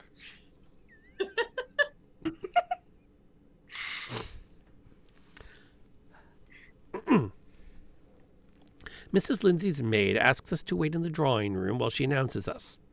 A few minutes later, a comely woman in her late 40s enters the room. She is dressed in a pale yellow summer dress, and her light blonde hair hangs loosely down to her shoulders. I am Mrs. Lindsay. Please be seated. What can I do for you? We introduce ourselves and explain the reason for our visit. Yes, I have read of the murders in the newspapers, but I don't know how I can be of help to you. We believe you knew at least one of the victims. Is that right? I knew 3 of them. Charles Attard was my solicitor. Roland Jacquard, a friend, and Nathan Ravel, who worked for my late husband's firm. For the life of me, I can't think why anyone would kill them. Do you think there's any connection in their murders? That's one of the things we're trying to find out. What do you think? Just as I said, I can't think of any reason for the murders. Do you know if the victims knew each other? Well, Roland and Charles were friends. It was Roland who introduced me to Charles. I suppose Charles must have met Ravel when he went to the firm to handle my business. But I'm not sure of that. Charles never mentioned Ravel's name to me, and I can remember. I don't think that Roland knew Ravel. Though I'm guessing that's Roland Jacquard. How long had you known the victims? Well, I can't say that I knew Ravel. He worked for my husband, but I never saw him socially, of course. I've known Roland for about 10 years. Roland was a friend of my husband's. They played whist together, and we saw Roland socially quite often. Do you play whist? No, I don't. I hate the game. How long have you known Mr. Attard? About 10 years. Roland introduced me to him when I mentioned that I needed a solicitor to handle my business affairs. Did he do a good job? Yes, I was very pleased with him. I don't get along very well with Neil Patterson, my husband's partner, so it's much easier for me to have Mr. Attard deal with him. Do you mind if I ask you what the problem was with Mr. Patterson? No, I guess not. John, my husband, was in ill health during the last few years of his life. He died 4 years ago. As his illness got progressively worse, he needed more help with his business, and for that reason he brought Neil into the firm as a partner. Neil was a hard-working, ambitious young man who at first was very appreciative of the opportunity that John had given him. But as my husband's health worsened and Neil took over more and more of the workload, he demanded a larger and larger share of the business. John had no choice but to give in. Then, when John was hospitalized 6 months before his death, Neil demanded control of the firm. He wanted to bring Mainhart in as partner and take control. I begged Neil to wait until John was stronger before discussing business with him. He wouldn't wait. He told John that if he didn't get what he wanted, he would leave the firm and start his own firm, taking most of John's clients with him. John gave in. He had no choice. John was left with only 30% of the business. I think that it was the whole dishevelment that caused John's death. The worry, the uncertainty, he wasn't strong enough to deal with it.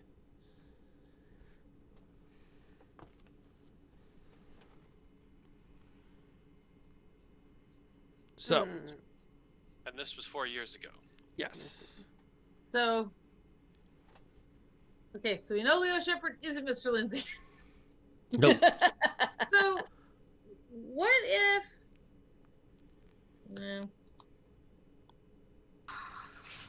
So, Ravel. Let's say, what if Patterson and Mainhart were actually embezzling, and Ravel either found out or found the money? But that's too convoluted. For sure. So,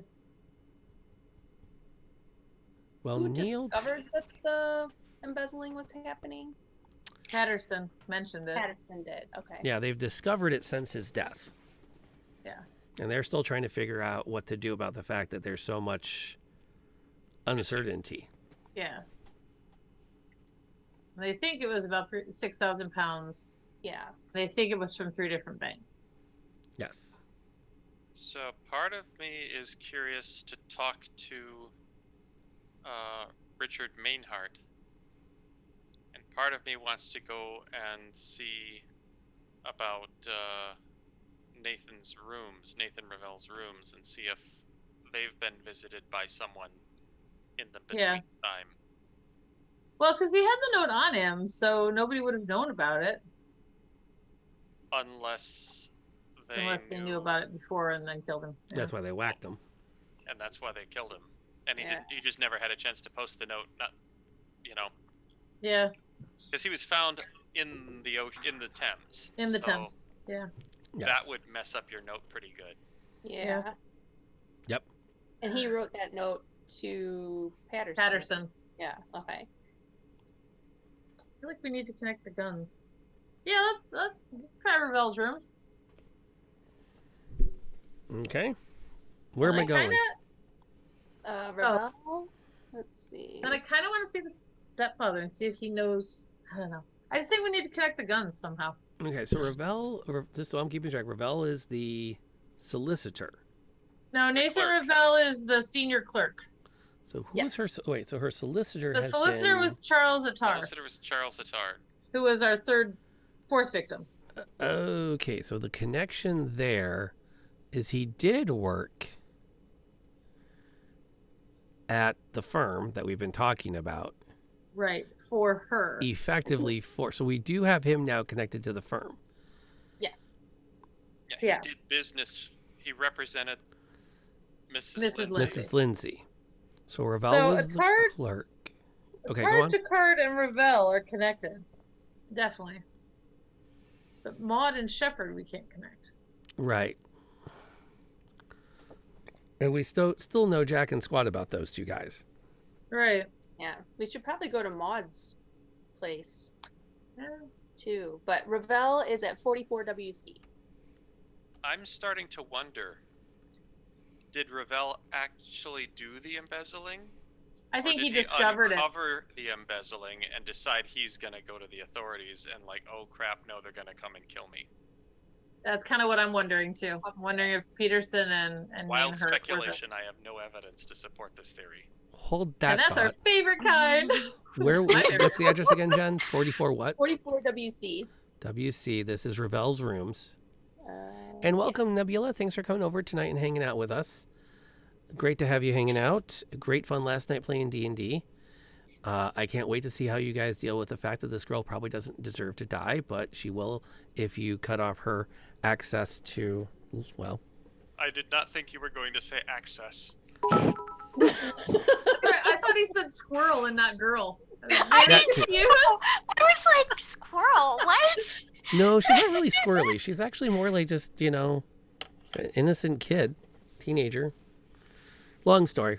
Come on Sunday. You'll learn more. And thank you for the biddies. We appreciate that. It keeps the lights on, keeps us in whiskey, sort of. And hopefully lubricates the gears of, I don't know what Brand? we're doing tonight. we are Flailing. getting, Flailing. Flailing That's the word you're hard. looking for. Oh, this is not But good. we're flailing elegantly. yes, That's all that's important.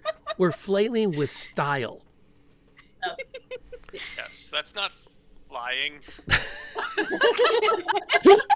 We're flailing with style. But here's the one thing I put out there though. The best way to flail. I don't feel like we are truly flailing. I feel like there's just unless we have really missed something, there's just a lot here There is a lot here. that we're There's trying to a keep lot. track of. That's why We need to go to the social pages. that was Pam's go-to. Social pages. But okay, so I just want to make sure I'm following everything right here. Jacquard is a friend Yes. of everybody. So if we Except for the one who killed him. if we think of this like a Well, they might start out. You don't know. Presumably. No. Presumably. thinking like a concept about map. Mom. Okay, so we've got Jacquard, we've got Mrs. Lindsay, the widow Lindsay. We've got her barrister, the clerk at the firm that her husband founded. We have her friend. Mm-hmm. We have no lines that go out to Maud, the professional criminal, or to Shepard, who isn't really Shepard.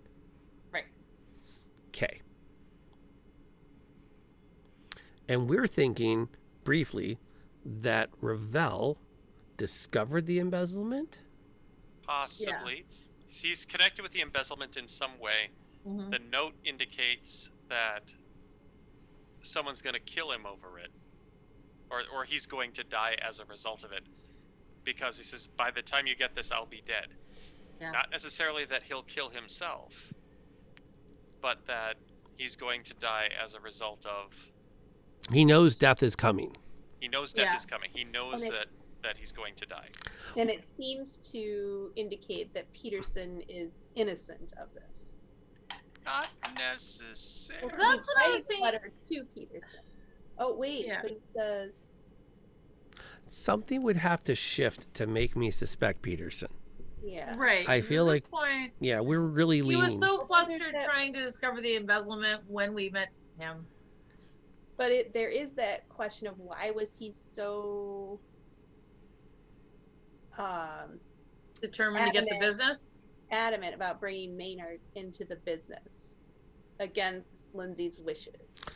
But To has their own. that has an innocent explanation, which is Because I'm so busy. it's a lot of work. I need another body in here. I'm not going to get another body if all of the money is going to you in the hospital.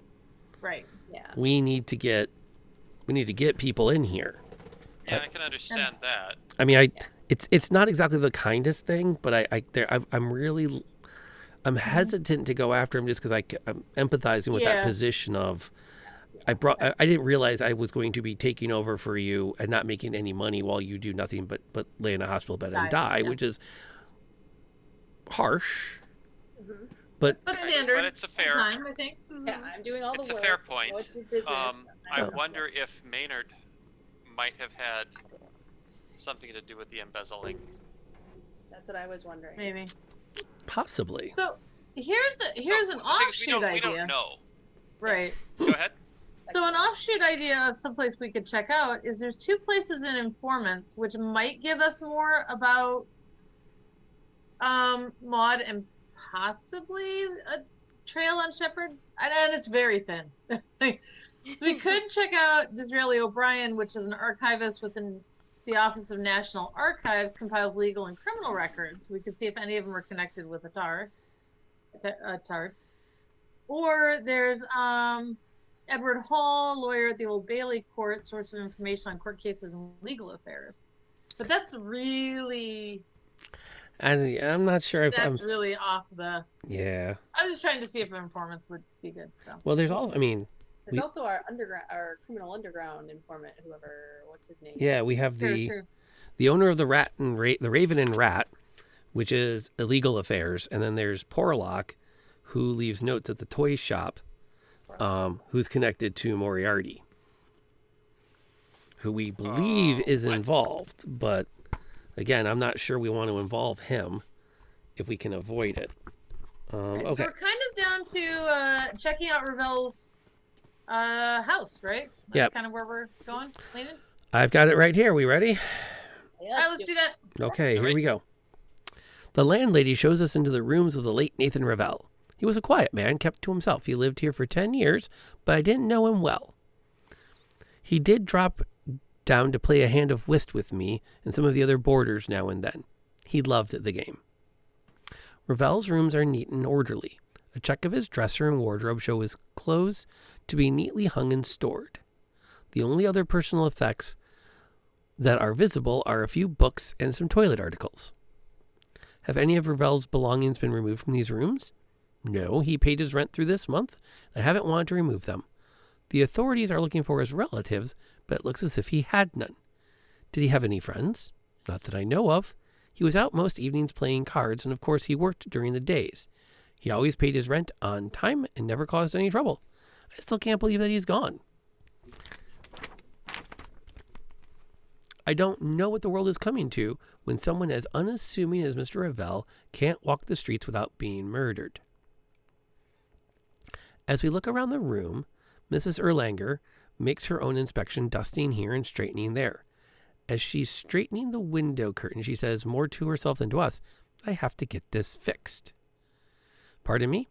I was just talking to myself. I found this window broken, and I have to get it fixed. I guess Mr. Ravel must have broken it when he was trying to close the window. It would stick from time to time. When was it broken? I don't know. I found it that way when I showed the room to the police the day after the murder. They wouldn't let me clean up the broken glass until after they'd inspected the room. I still don't believe I got it all up. Have you seen all you want to? I have some work to do. Yes, we're done, thank you.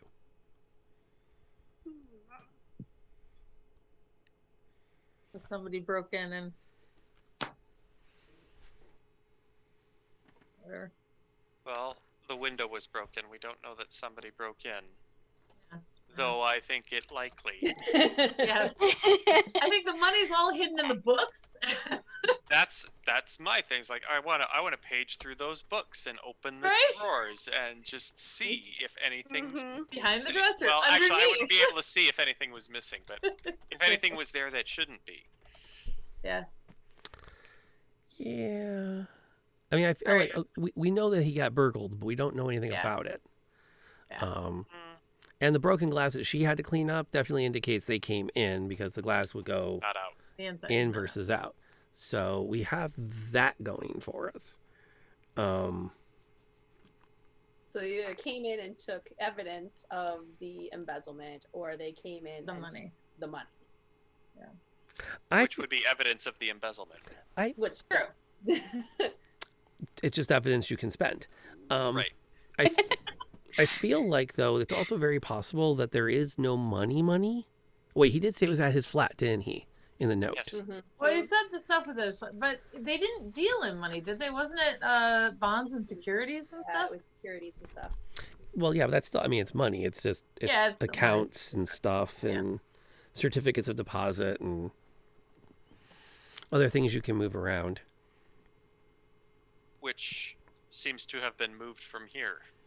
Yeah. If we don't have a better option, I want to go talk to Lord Astley Denham. It's been in my head since the beginning, and I don't know where else to go. He keeps coming back up. I'm down. I'm down. There might be something Why there. not? I mean, we've talked to wives and whatnot, so I got nothing else. I mean, yeah, it's not like we've got a whole lot of other great leads right now. So It's really bad if there's nothing, but I hope there's something. We're gonna find out that Lord Denham is this huge hulking guy. Hey, Lord Denham did it. Lord Denham, why did you Bunch of guns. strangle your stepson? Yes. Turns out he works for Moran, and he's embezzled the money to keep his lifestyle going, and Jacquard found out about it. Because he lost it all at whist. Lost it all at whist, and he had to take them all out Well, we still have, like, in the parlor. I think if we can lock The in. Mauser. Here's what I'm thinking, though. There's something that feels a little bit weird that we have to tie in because I'm guessing that whoever offed Shepard, since he had the coin, is the same person that offed Ravel. Right. And we're Yeah. pretty sure whoever offed Attard was the one that offed Ravel because of that common gun, Right. the T11. Mm-hmm. So I feel like I'm going to update this to say A. And it was Ravel and Shepard that had coins. Points. Right. So That's why that connection there. Right. I feel like Attard may have been in on the embezzlement. Yeah, I could see that. And I feel like that's something that kind of feels like it might be going into something paying back the wife or something. Recovering some of the estate for. Maybe. That feels be. like a I think lead it was all at there. the wife's ahead of it. But I feel like because Attard also dealt with, defending criminals a lot, I feel like he's going to end up connecting us to Maud and Shepard. Mm-hmm. Like maybe I don't know if they've helped with it, but. So we But still. how could Attard embezzle from a firm he didn't work for? What? Yeah, he would have just maybe handled stuff for Ravel. I don't know. But remember, he worked. know. He Maybe worked he with had- the firm as Mrs. Lindsay's barrister. So since she had a stake in the firm, he Yeah. effectively worked there. Yeah. So Would he have the connection with the banks to embezzle? well, we need to draw the distinction between a barrister and a solicitor. Okay. See, a barrister argues criminal cases in court before the bar, which is Right. why he's called a barrister. Yeah. And a solicitor is an attorney, a lawyer that Yes. sees to someone's business interests. They don't necessarily try cases. But they call him a barrister, don't they? A Yes. solicitor's a solicitor. Yeah, but don't they refer to Attard as a barrister? Yep. Yes. And a Yeah. solicitor. So he Oh, both. he defended criminals, Mhm. Right. before the bar and acted as As a solicitor solicitor. to Mrs. Lindsay. Right. Yes. See, he's got his hands in both worlds. Well, you need to be a lawyer to be either A a solicitor. solicitor or a barrister. Right. England is crazy. And they all wear wigs. Yeah. Crazy. But they can be Tories True. while wearing wigs. And you know what's interesting? Not to completely go off the rails on that thread, Yeah, go for it. but we were watching what was it called, Jen? The British crime drama. Broadhouse? What? Broadchurch? Broadchurch. Broadchurch, yes. And the older woman who comes out of retirement to try the case, like her going in to argue the case in the full robes and the scarf and the wig, it's like that works. Like I didn't look and go, wow, what a goofball going in to argue a case like that. I mean, yeah. she looked like this is a person I need to take very seriously Yeah. because they know what they're doing. And that was like all of them. I'm like, I didn't think it was possible to wear a powdered wig and look like you're a serious force to be reckoned with. Well, I think it's nice too because then everybody kind of looks the same. So you're not judging on the looks Mhm. because it's the uniform. Yeah, it was really neat. That is cool. It was a really, and if you haven't seen it, that is the British version. We watched some of the American. I wasn't nearly as impressed with it. Whereas I watched The Play That Goes Wrong when they did the barrister thing, and it was much sillier. Because they had like the size of the measurements of the set had gotten wrong, so they're all trying to squish into this really minuscule set to do their court case. Okay. And they're all in the wigs and robes and stuff. Anyway. Was there a Stonehenge related song as well? There- Because There wasn't a song, but it was totally a Stonehenge reference. No dwarves, though. Okay, so places we need to pursue still. We know that we still have the gentleman who bought the T11 that's not the big game hunter. Yeah, so we could try Metier. We still have Mainhart as a possible, like, tell us more about the embezzlement. We still we've got have... Lord Denham. We have Lord... I think we need to talk to Lord Denham, if for no other reason than make TS happy about everything. And he is at, oh, I just had him. 27 Northwest. We had Oops, wrong ink. on the unicorn. Still the wrong ink. Oh, we have a good night. We have good night to Daddy. Didn't she go to bed a while ago? Yes, she forgot. She forgot this. Aww. Yes, she forgot her birthday present. Aww. Going downstairs to say goodnight to Daddy. Okay. Apparently, she's coming down to you now. I can hear her. Like mine had to come down and steal a cat to go to bed, so. Okay. That's... 27 That'll be Northwest, next. you She's said? gonna go It up was to bed with 27? the unicorn, Uh-oh, then she's that... gonna come back down and take the cat, Yep. Yep. Okay, big hug. and and then the cat's gonna run away, and then she's gonna come back down. Go to bed, No, get this some sleep. this is the only cat that will climb onto the loft bed, so she usually stays. Once she's up No, I'm in there, the she middle of hangs out all night. Oh, there it is. Is this the right address, by the way? 27 Northwest? 27 Northwest. All right, It's here we right go. Or- by Hyde Park. Sounds Northwest, 14, 17. Just north of Piccadilly. Okay, we did not get stiffed. Oh, We good. might not have gotten everything we need, though. So buckle up.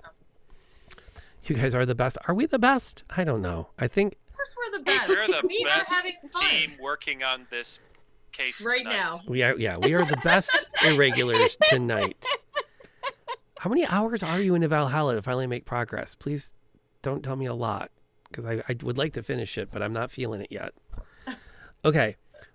We were shown into the library of the stately townhouse of Lord and Lady Denham.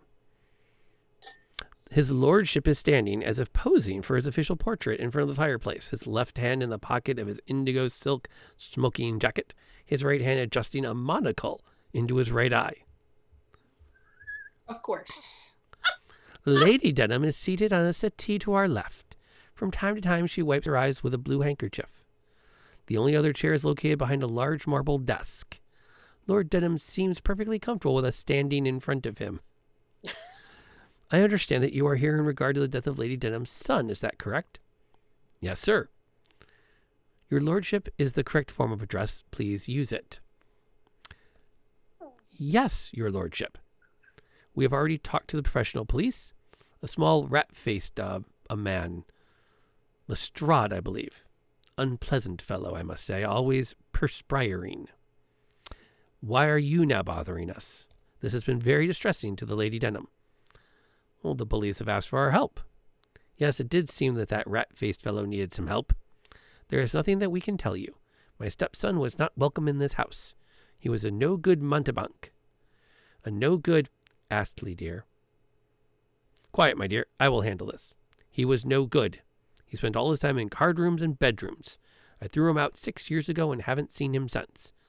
The only thing that surprises me is that someone hasn't killed him before this. Oh, Astley. I have to ask you people to leave. You're upsetting my wife. But Astley... I'll handle it, dear.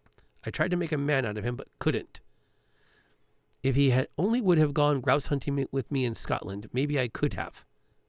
You must leave now. Good day. Yeah, grouse hunting. That's the answer. Well, because he's the one that does the lecture on hunting will improve the, improve the young man. Yep. Oh, Teach okay, you that's respect and teach you, everything else. Also, 50 hours, that's no way I'm going to go 50 hours in Valhalla before I actually start to feel like I care about Ivor. That's unfortunate. It's something.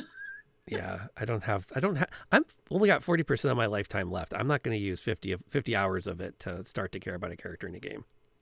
So if he was kicked out 6 years ago, Mm-hmm. has that anything to do with him? Oh, I'm sorry. That was totally dead. It was an interesting passage, I think, that just kind of takes his lordship off the table. Yeah. And It's bummer. Sorry. if he kicked him out like a couple of years ago, it's like, okay, maybe he was like, all right, this kid's a problem. We just need to kill him.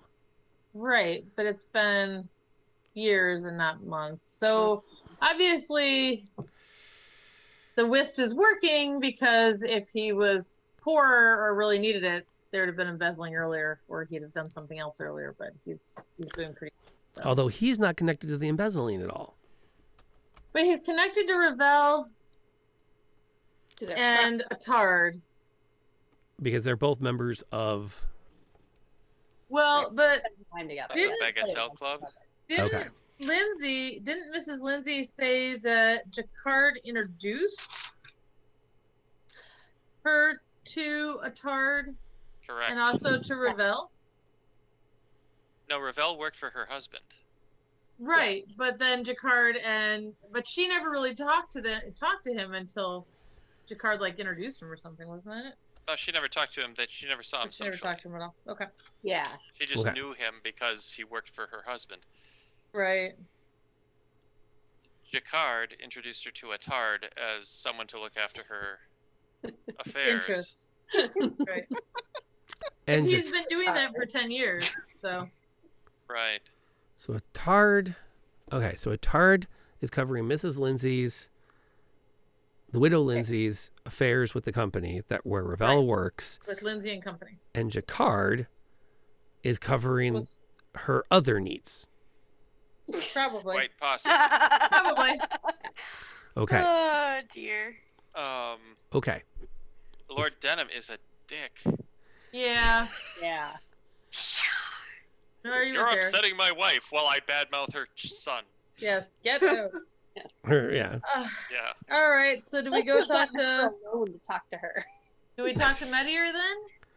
Or remind her? Actually, that's a good idea. Is there any way we could talk to Lady Denham No. by herself? I'm assuming sounded if like she was there was- mentioned in there that no.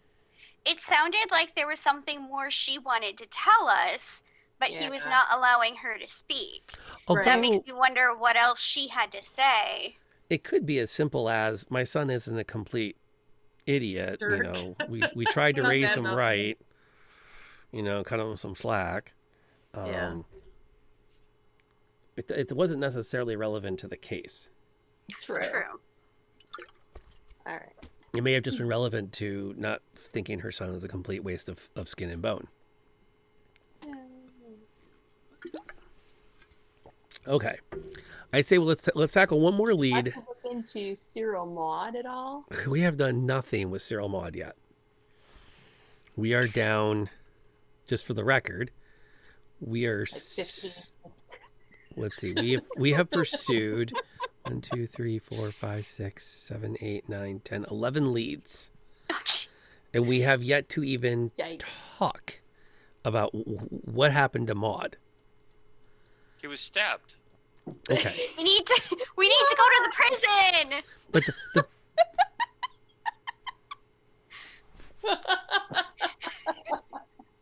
okay. Could I check out wish I was Milbank. kidding. I'm not.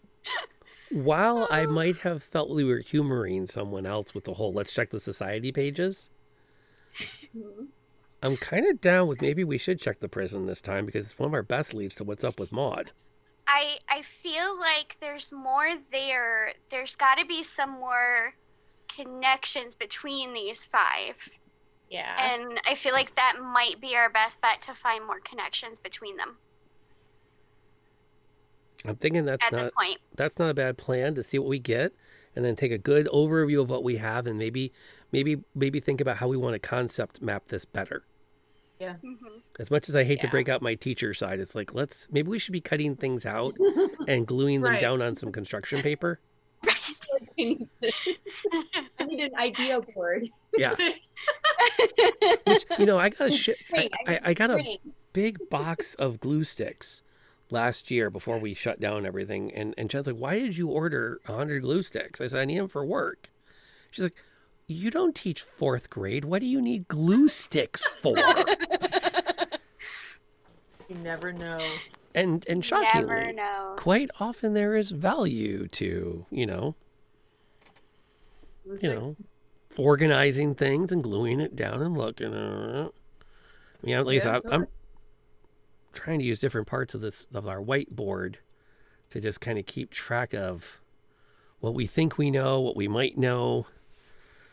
The bad news is we can't even try to answer any of the questions as we have no suspects yet. Right. Other than Medier. Because that's the only name we've come across as someone who we think owns a T11 that would use it nefariously. Well, let's go talk to him. We want to go talk to him instead of. Or do we want to go to Milbank See. and get some leads on Maud finally? Oh, right. Milbank. Sorry, forgot. Okay. Jen, what's our address Yeah, for let's do Milbank? that first. Maybe we can give him a description. They'll tell us who Leo Shepard is, too. He's an escaped prison or the new. 23 Southwest for Milbank. 23 Southwest. Milbank Prison. Right under the lab, wasn't it? Yeah, it is.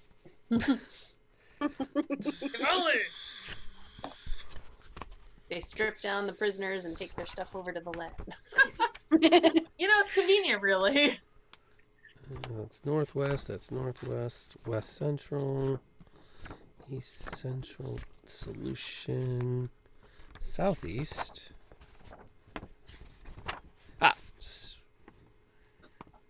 Okay. All right, we have something. Not a lot. Okay, well. Okay. Andrew Devine, warden of Milbank Prison, talks to us as he makes his rounds. Oh, yes, I remember Cyril Maud. A bad egg he was. Really bad eggs. They say, called it. Nothing but trouble the whole time he was here. As you may know, it was our philosophy to try to reform and rehabilitate the men put in our charge. We did not have much success with Maud. Did he have any friends who are still incarcerated here that we might talk with? Friends? No. Maud wouldn't know what the word meant. The closest thing he had to a friend was his cellmate, Curtis Twiggs. I don't know which of them was worse. I guess that's what tied them together. Everyone hated both of them. Could we see Twiggs? I'm sorry to say that he is no longer a resident of our institution. He was released back into our unsuspecting society in 1886. Surprisingly, I've not heard of him since. I'm sure my gain is society's loss. Do you have any idea who would want to murder Maud? I'm sure there are many, but I wash my hands of them once they leave here. The ones that remain keep my hands full. I agree. Let's say, so as I was reading that, there was a call out that we think that Shepard is Twigs. Yes. Yeah. Mm-hmm. It's a Okay. guess, I'm but thinking. I think a good one. Like it. So we might have to do some digging on that one to pursue. Mm-hmm. I want to know what Shepard looked like. Yeah. All right, so They we've got never the really said. chart Or back what up Twigs here. looked like. Twigs' apartment. Okay, Is it Twigs like TWIGS? it is. Or is it two G's? Oh, Curtis Twigs. He has a residence that we can go to. All right, are we rushing off to check it before we do anything else? I don't What know. else is there to do? Well, now here's Go the talk to the guy with the gun. yeah. We still have the guy with the gun. Yep. We still have a But couple. if go ahead. The main art too. Yeah, we have Maynard, Medier. Metier?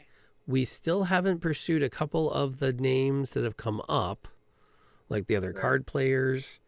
We haven't, Mm. and more to the point, we still don't have any names for any of the we don't have any suspects yet. We don't have any suspects, right? So, So Go it ahead. comes to, do we think they were killed because of the embezzling, and somehow they're all tied together in that? And if so, does that lead us back to Lindsay and Company? And it doesn't. I don't feel like Manhart and Patterson are the culprit, because it feels like they were. No, never mind. They How feel far clean. back did the embezzlement go? How long? Yeah, I don't- did they tell us how long it had been going on? It I think just he said he was still trying to figure it out. Yes, I can go look. That was 3 hours ago. So, And you don't remember? hey, I just remember it was 6,000 pounds. you guys take the notes. Three I banks. read. True. Okay, so skimming back over, it might have been months or years before the loss was discovered.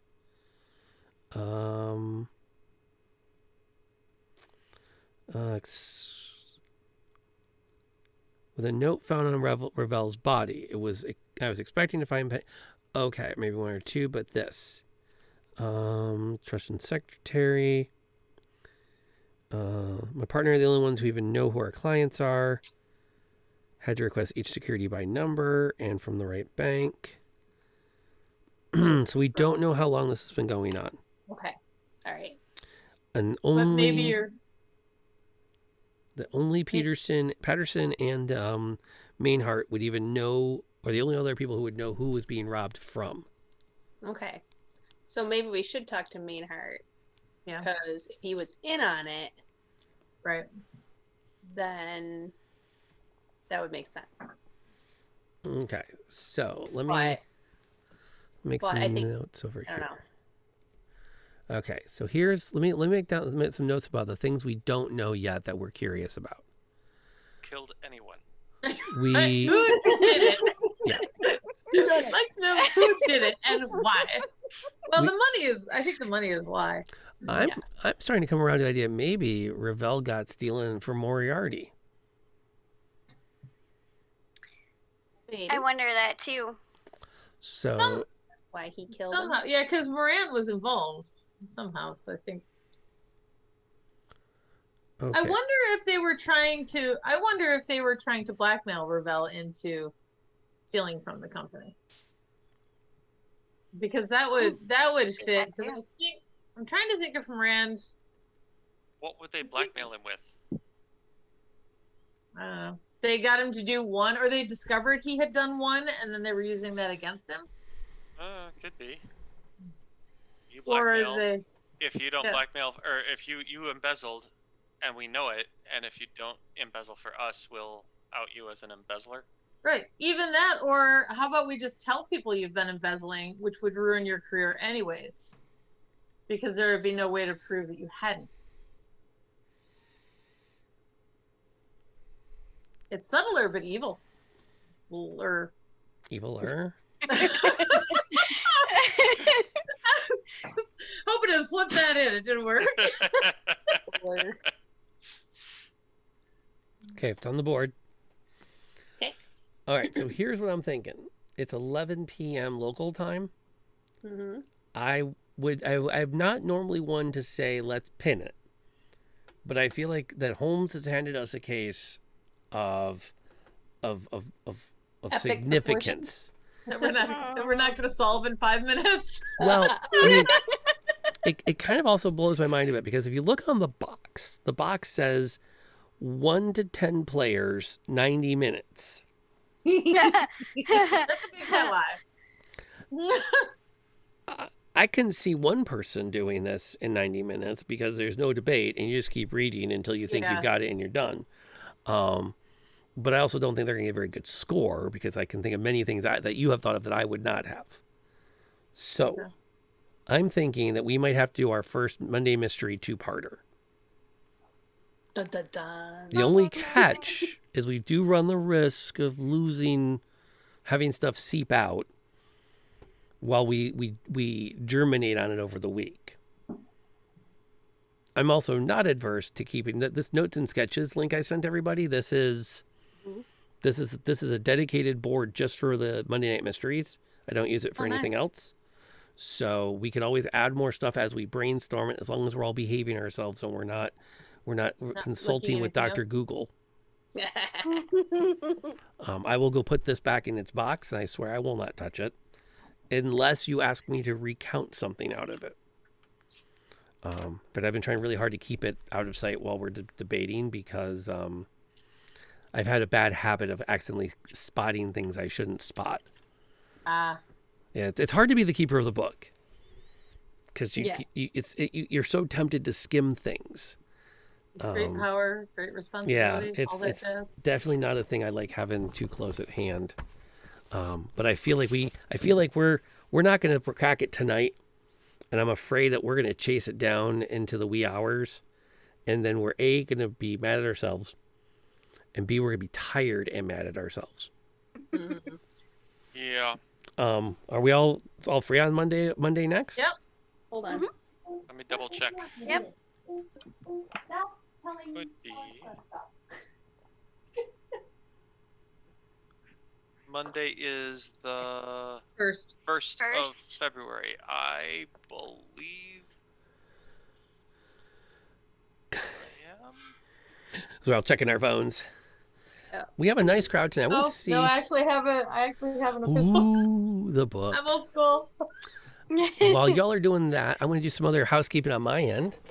And thank everyone who's hanging out with us tonight to kibitz and listen in and watch us flail, as it were. Good word for it.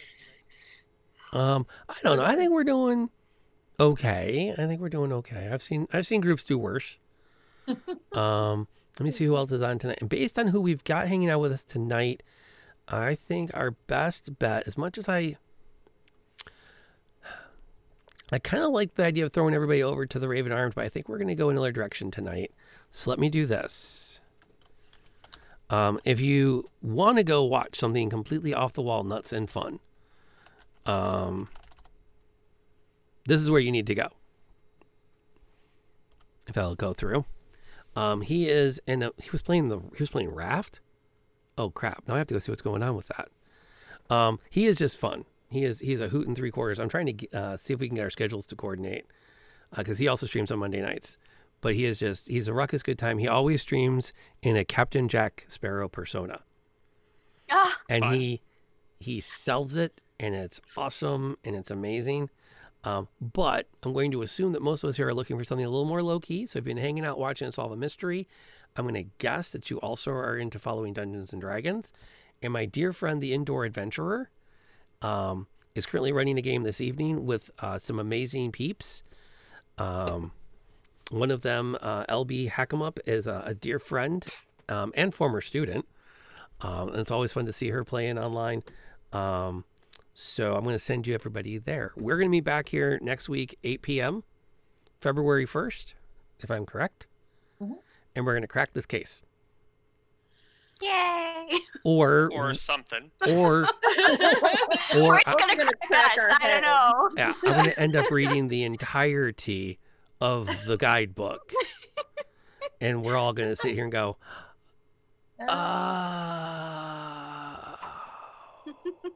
The cat the whole Probably time. gonna say that anyway. yeah, probably. Yeah, probably. So, but yeah, thanks for coming by. Thanks for everyone that followed or participated. It's always great to have people hanging out with us on Monday nights because it's just a lot more fun when there's a party. So until next time, I'm going to start that raid up. So that's going. Everyone's queuing up to head over there to Indoor Adventures. Until the next time we all gaggle up together, please do me 2 favors. Remember to wear a mask. And above all else, stay safe.